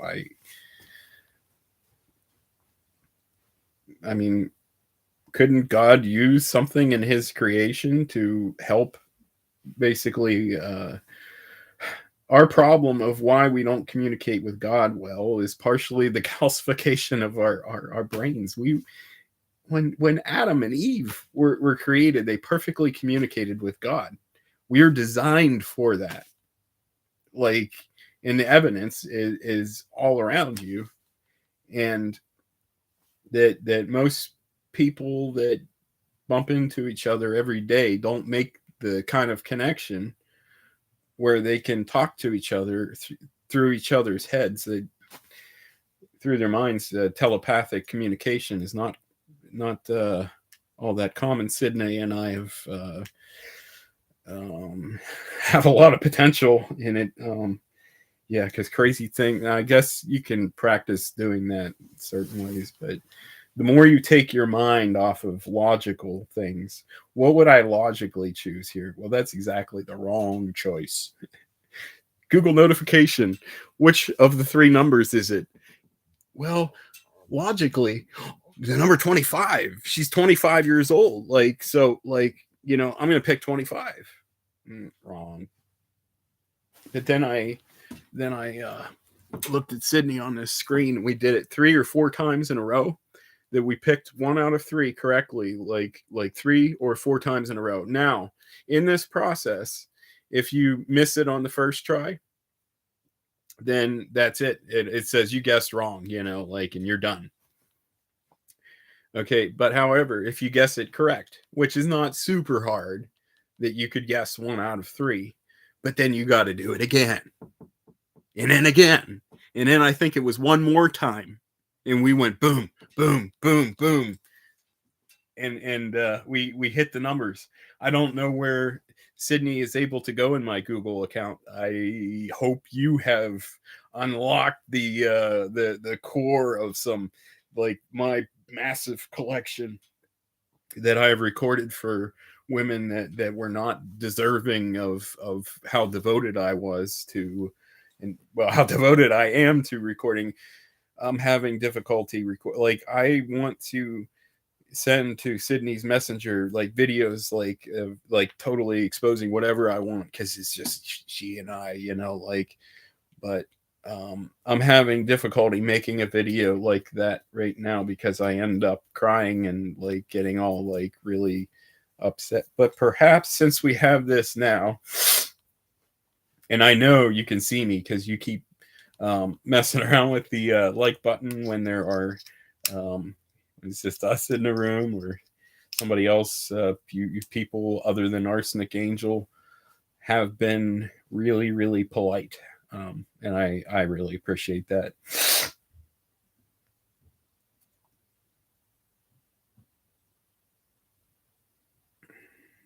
I don't know what else to talk about at the moment, so I'm gonna shave.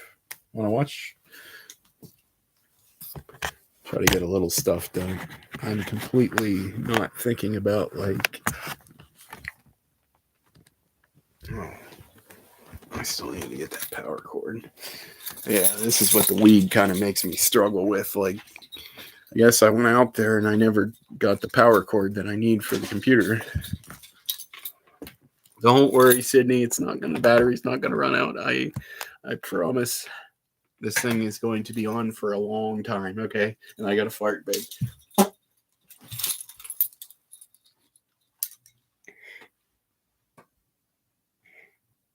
You know what I'm looking for.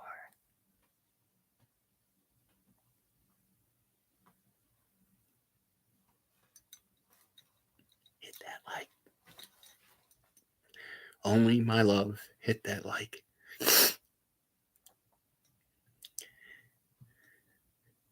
It was a good fart. It was a good fart, wasn't it? That's the question. Hit the like if it's yes. Or is it no? Was it weak? No, you liked it. I know you did. Yes, yes, yes. I'll be right back. Go get the power cord.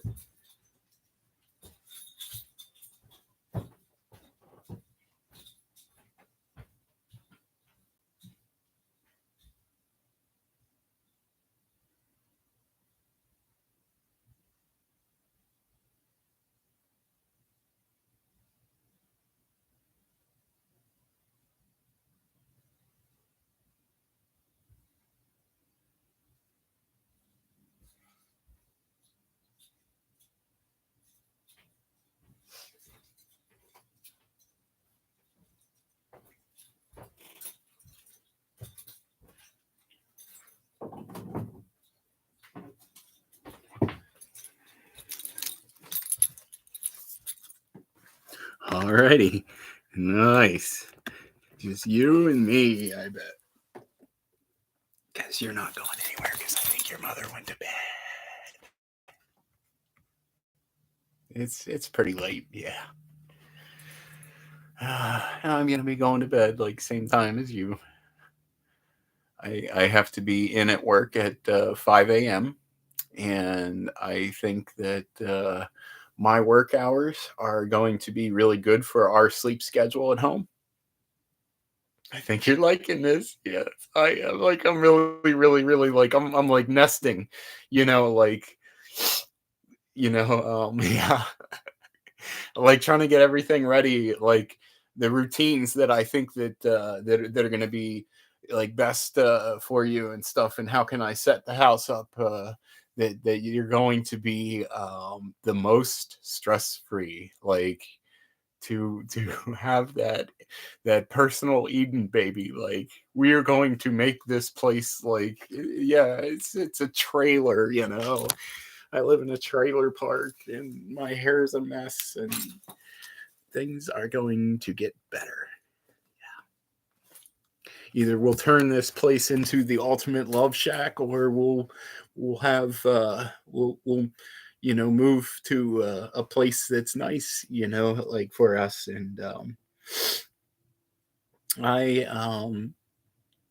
yeah, everything that makes me tick, and like um yeah, I just have a couple interests, like really they are very big interests, like, because even though I am not autistic, I'm like 100% sure that I am, because the medication that I'm on, I would not be doing well on that medication if I had autism.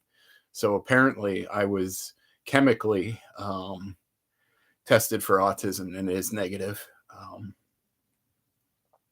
I don't know how I feel about that. It doesn't make me feel any less connected to you, because my brain works the same way that yours does for some reason anyway. Like, even though it's not autism, God, the way that, like, my mother said that I would just like I would throw tantrums all the time. I came out of the womb just moving around, flailing around, and like, genetically there's something not right up here.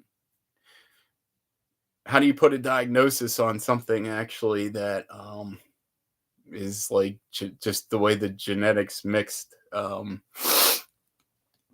like,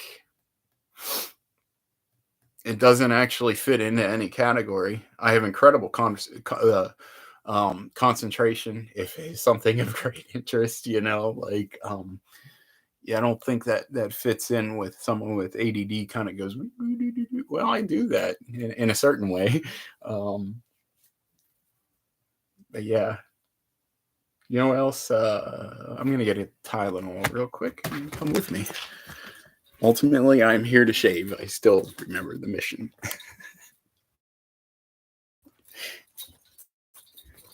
But we have a very good conversation, so that takes priority.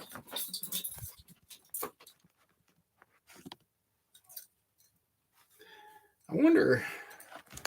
I'm thinking, like, I don't know how cool it's gonna get tonight. I kind of want to know, because I have this window open that I'm trying to cool it off without running the AC, because I'm trying to keep the budget low, energy costs. Because when I come in the beginning of August, hit that like button, because that was what we chose. Okay, beginning of August. Yeah, I think that'll be like, I'll be able to save up more easily for my trip. And like, we're gonna have to, still gotta get that Tylenol. We're gonna have to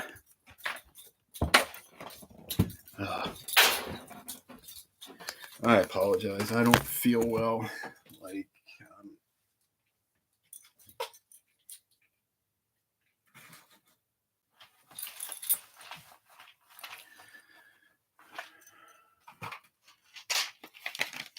This generic acetaminophen is really, really helps. I have not eaten. I have no appetite, like, because I kind of got a headache from the sinuses, and yeah.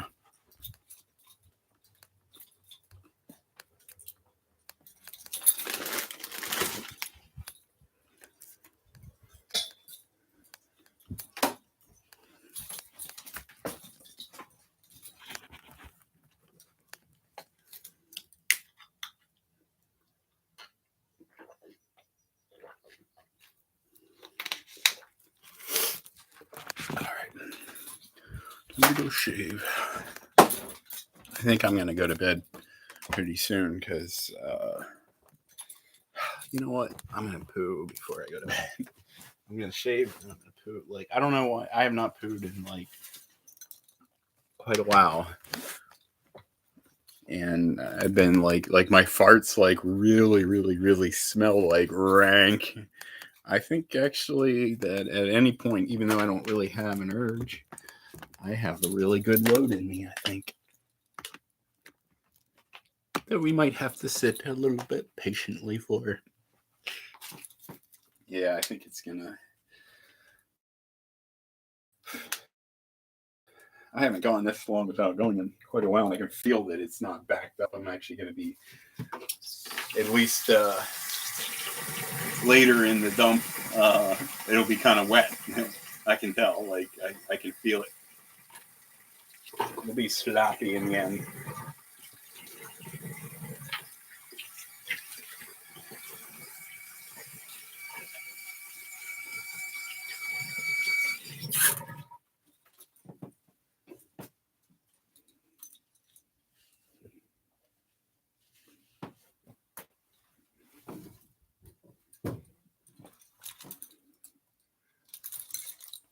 Sydnee, are you looking forward to hearing my butthole sputtering, hearing the plops, some toilet farts? Hit the like if you like.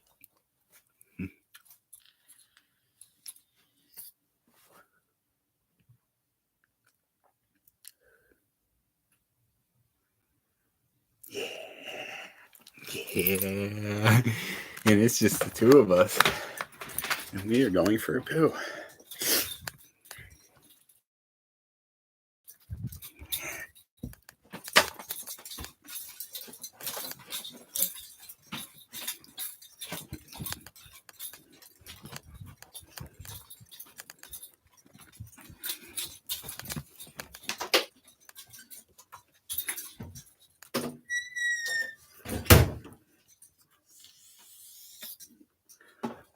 Other person. Sydnee's the only other person in here. Privacy, please. Thank you. Wow, perfect.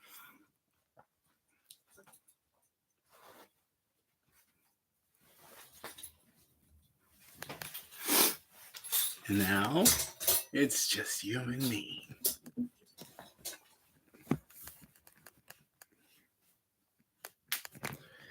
I know you recognize this spot. Yeah. And I want you to, when you close your eyes and you think of my toilet, like, use it as a reference point so that you can actually see me from around the room, my surroundings, and especially Star and Sydnee. You can use them as a reference point to see me. I think you have that ability. Okay, here we go. Enough talking.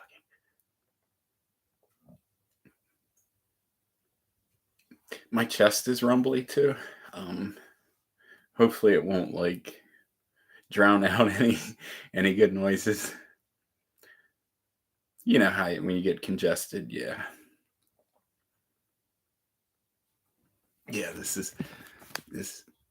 I know you like hearing me push like, and that's perfect right now for this because it's totally loud on YouTube.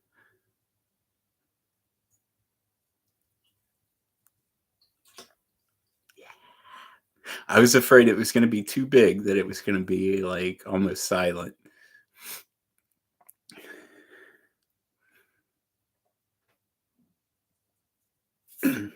Ooh. Those ones where it's a fart and then a turd. I enjoy having that like so much. And I love watching you have that. Like, yeah, like that oh god, that really gets me. I know you're gonna like react to that one, yeah, because like that's hot stuff. And then that smell when you're actually here is gonna hit your nose together, the fart and the turd.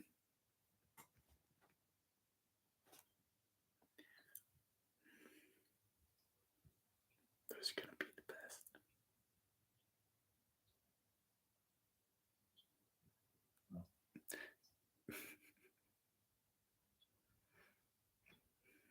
You know how we giggle at your noises too. Like I started giggling so much. Like this little like, yeah, so cute. And you know it too. Like you got these powers over me. Like everything you are. Like if you decide to tease me, like you know exactly how to tease me. Like you're digging inside my head, and it's like not fair because like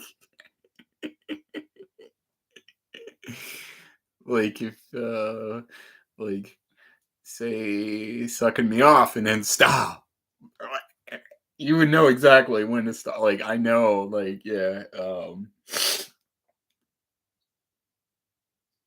jiggling your butt can really and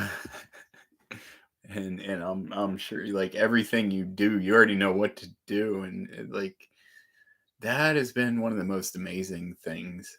You put yourself on the line and kind of like didn't do things that were what most people do. Like your wardrobe that drives me sexually crazy. Like you love wearing all this like fluffy stuff, and I'm like, oh my god, like whoa, yes, like that's what I oh yeah, like you unzip that. Yeah, yeah, you know what I'm thinking, that Lion King one, like there's a couple of those that are really really good that I love so much. Like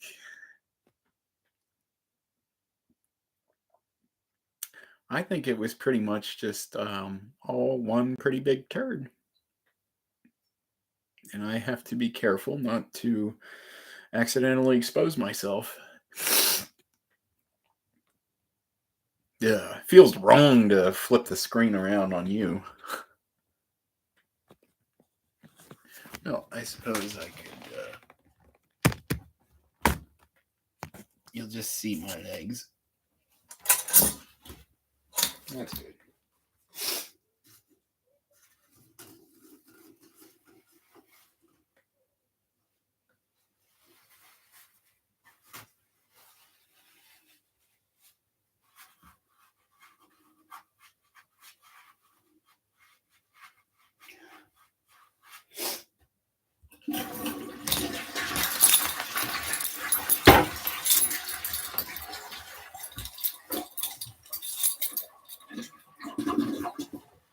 Oh, barely flushed.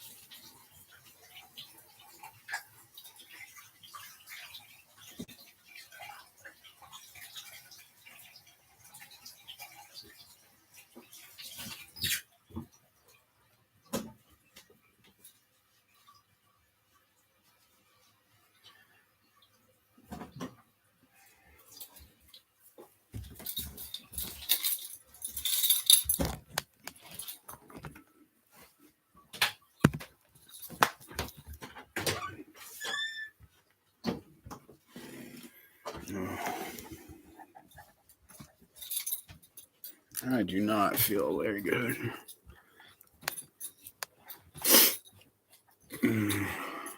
Sinuses.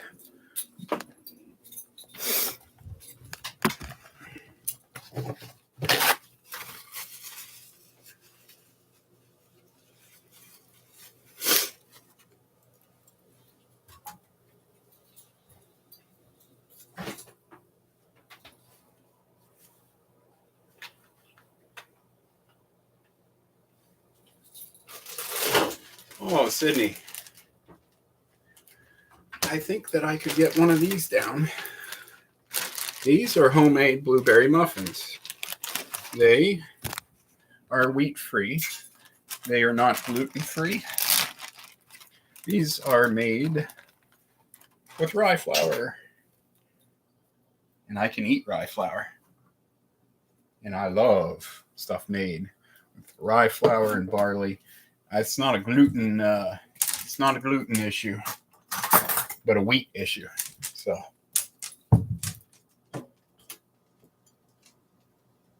I actually eat these and I feel pretty good after the next day. I don't feel sore. My blood sugar doesn't crash on it like it does when I eat things with wheat flour, which is pretty much exclusively what really like crashes my blood sugar is wheat flour.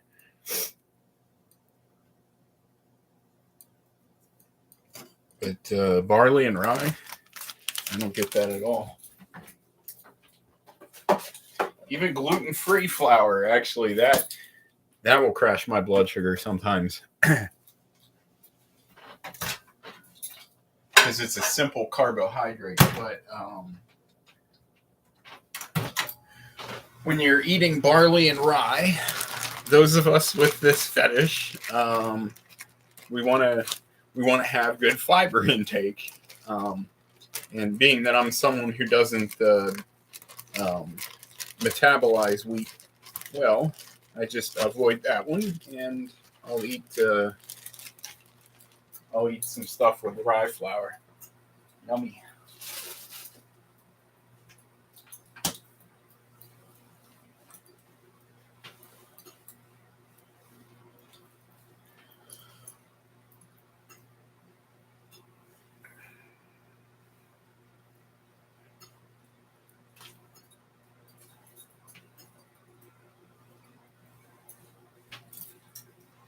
I feel sore too from paddling last weekend. I did quite a bit of whitewater rafting, so I definitely bulked me up there a bit.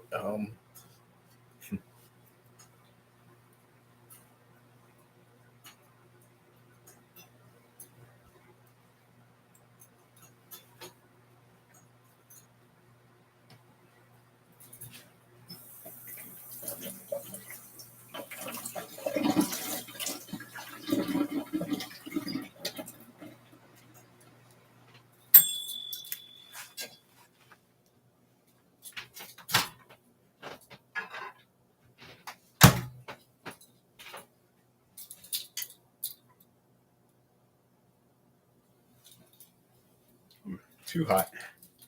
Oh boy. I want milk, but the milk is old now.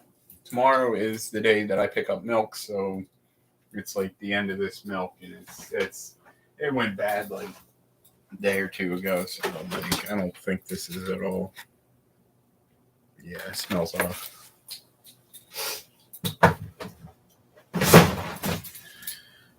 Raw milk, though, you actually could drink that, and I pretty much guarantee you wouldn't get sick, but it wouldn't taste very good. Raw milk is actually a very, very, very safe food.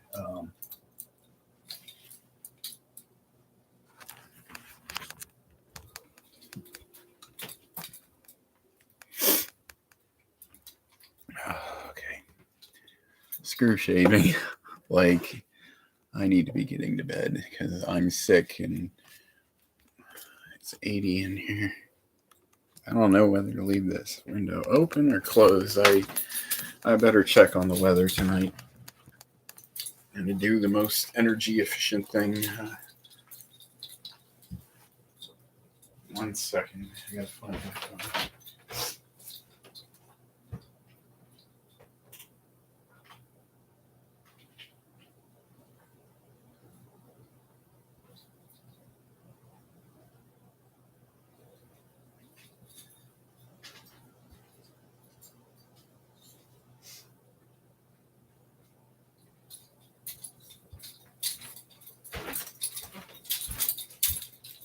It must be out by the couch.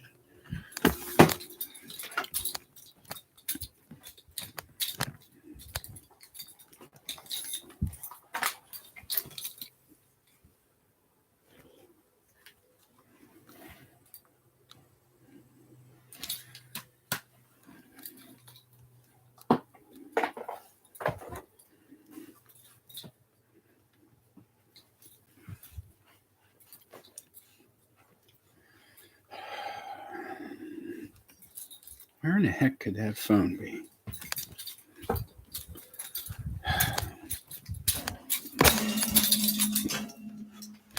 My poo smells stinky because feels like it's because I'm sick. Like, but it's not like I'm sick to my stomach. But I don't know. It just like it smells bad to me right now.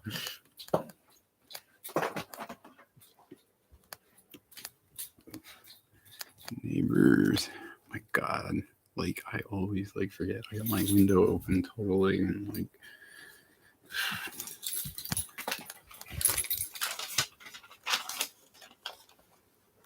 where is my phone?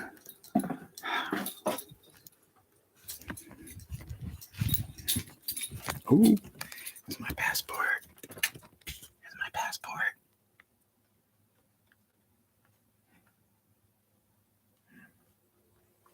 Right by your picture. Reminder of why I'm doing everything. What I'm working for.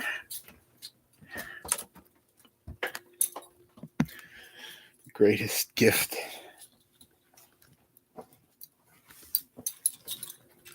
We are a gift to each other. Someone said that was unhealthy. Whatever. We are a gift to each other. Like a gift from God to each other. Like, how is that unhealthy or spiritually incorrect? That's why that guy, like, I was like, bro, we're not going to be friends. Like, I made a deal with God.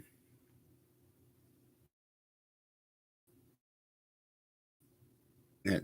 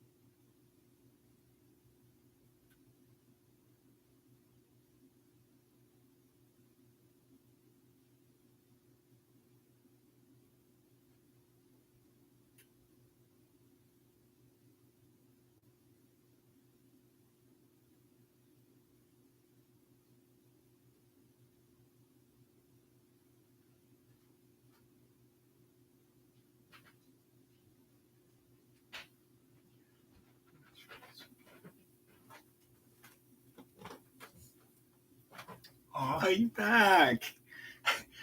I don't know if you heard me talking to you out there, but in my mind, yeah, I was like, yeah, I can't even remember what I was saying exactly, but it was something sweet.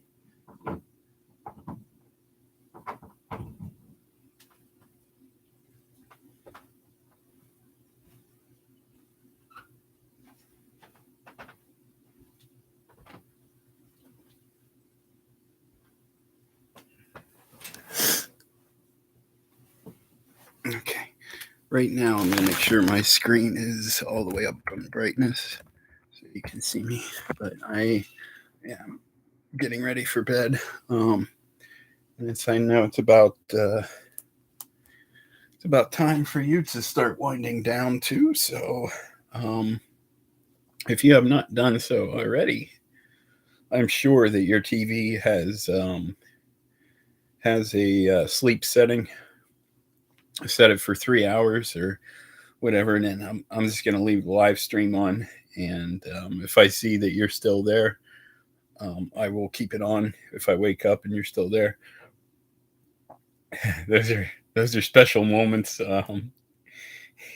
You know that like when we were like sleeping and the other person was awake. You know, like a lot on those video calls.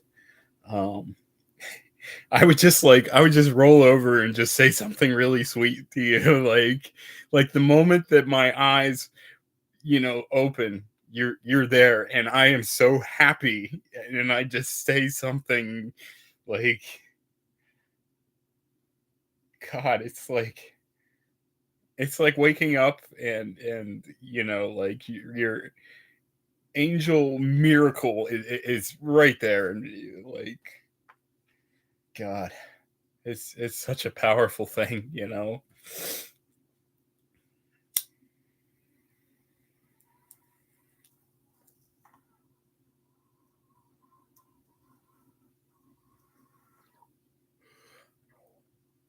and something else too. When I was smoking weed before and getting those numbers correctly, that actually does help open my mind. But when you are actually here in person, like, we don't have to rely on that. But I do.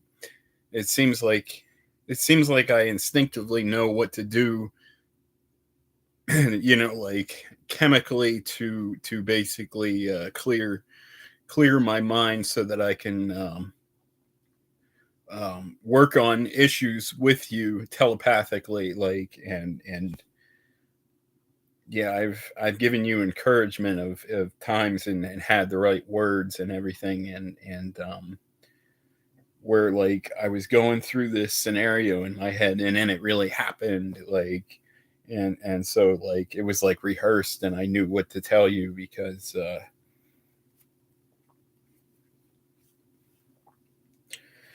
yeah, so it's just I've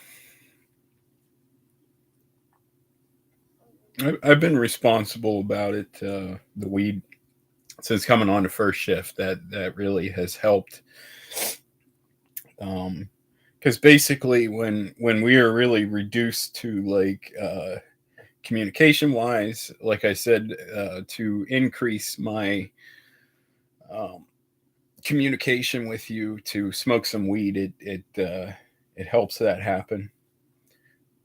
But yeah, right before we got all those numbers correct, and I noticed I didn't say guess. It wasn't guessing, like, because it was in my voice. Like, you told me somehow, and then it came through in my voice, like, and I have believed, a lot of times that I am called to be your voice, when your voice is silent, and that I speak up exactly what you had in mind but couldn't, and then I'll just speak it for you.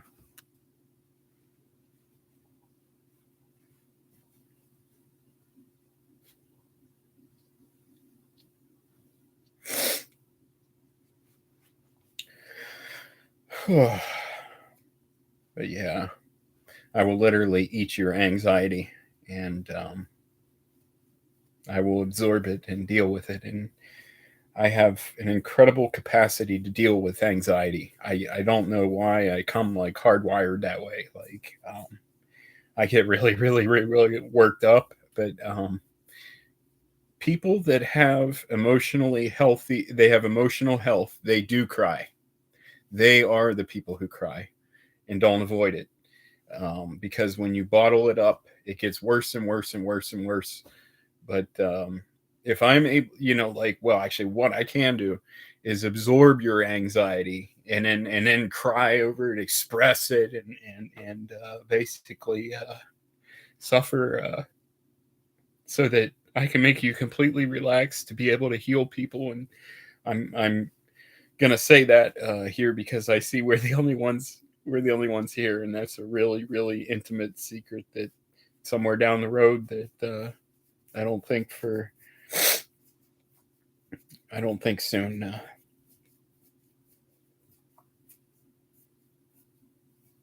Oh, uh, so yeah, I don't know if you went to sleep. Yeah, because we're gonna do with the like button. Okay, so um, indicate with the like button if you are still awake, Sydney.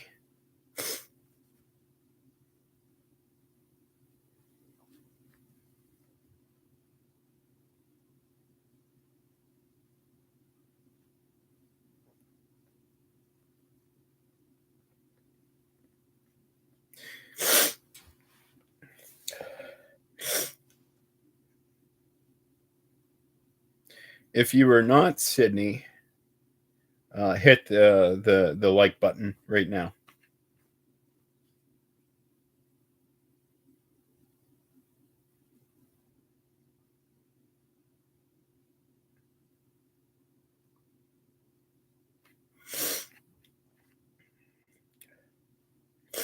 My nose is bubbling. I got to fart.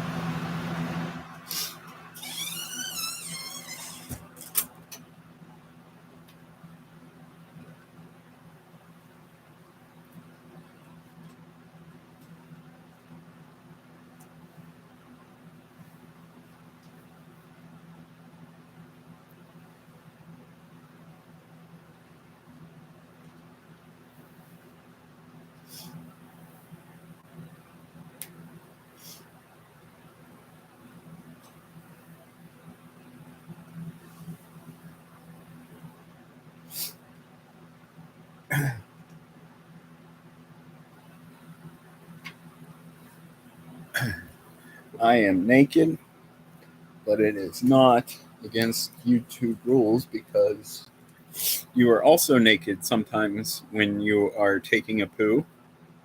But as long as no um, intimate parts are shown, it is okay that you are naked while you were having a poo. So this paddling club, you guys need to be quiet.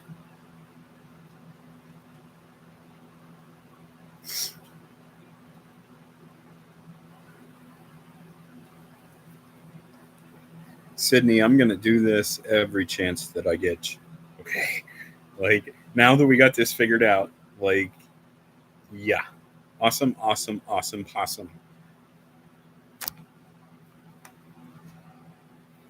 Oh, and then I introduce this one. is part of the crew too. This one does not have a name yet. I'm not sure which gender. Maybe you can help me take a look and see which gender this lovely sloth.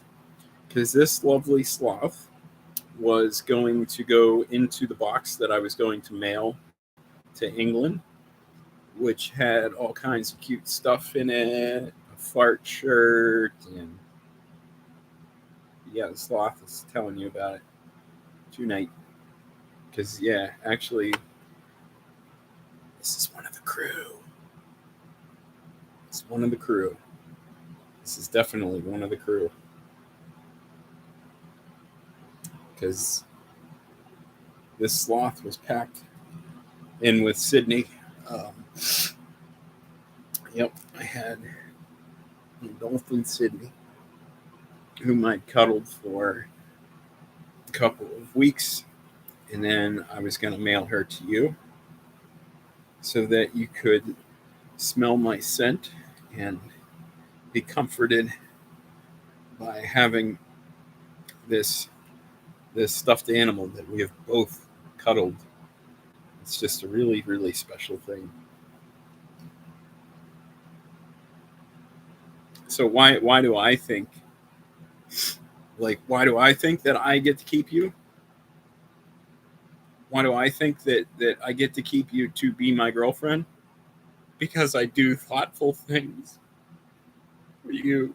I know what to tell you and what to encourage you, and I go out of my way to show that I know you, and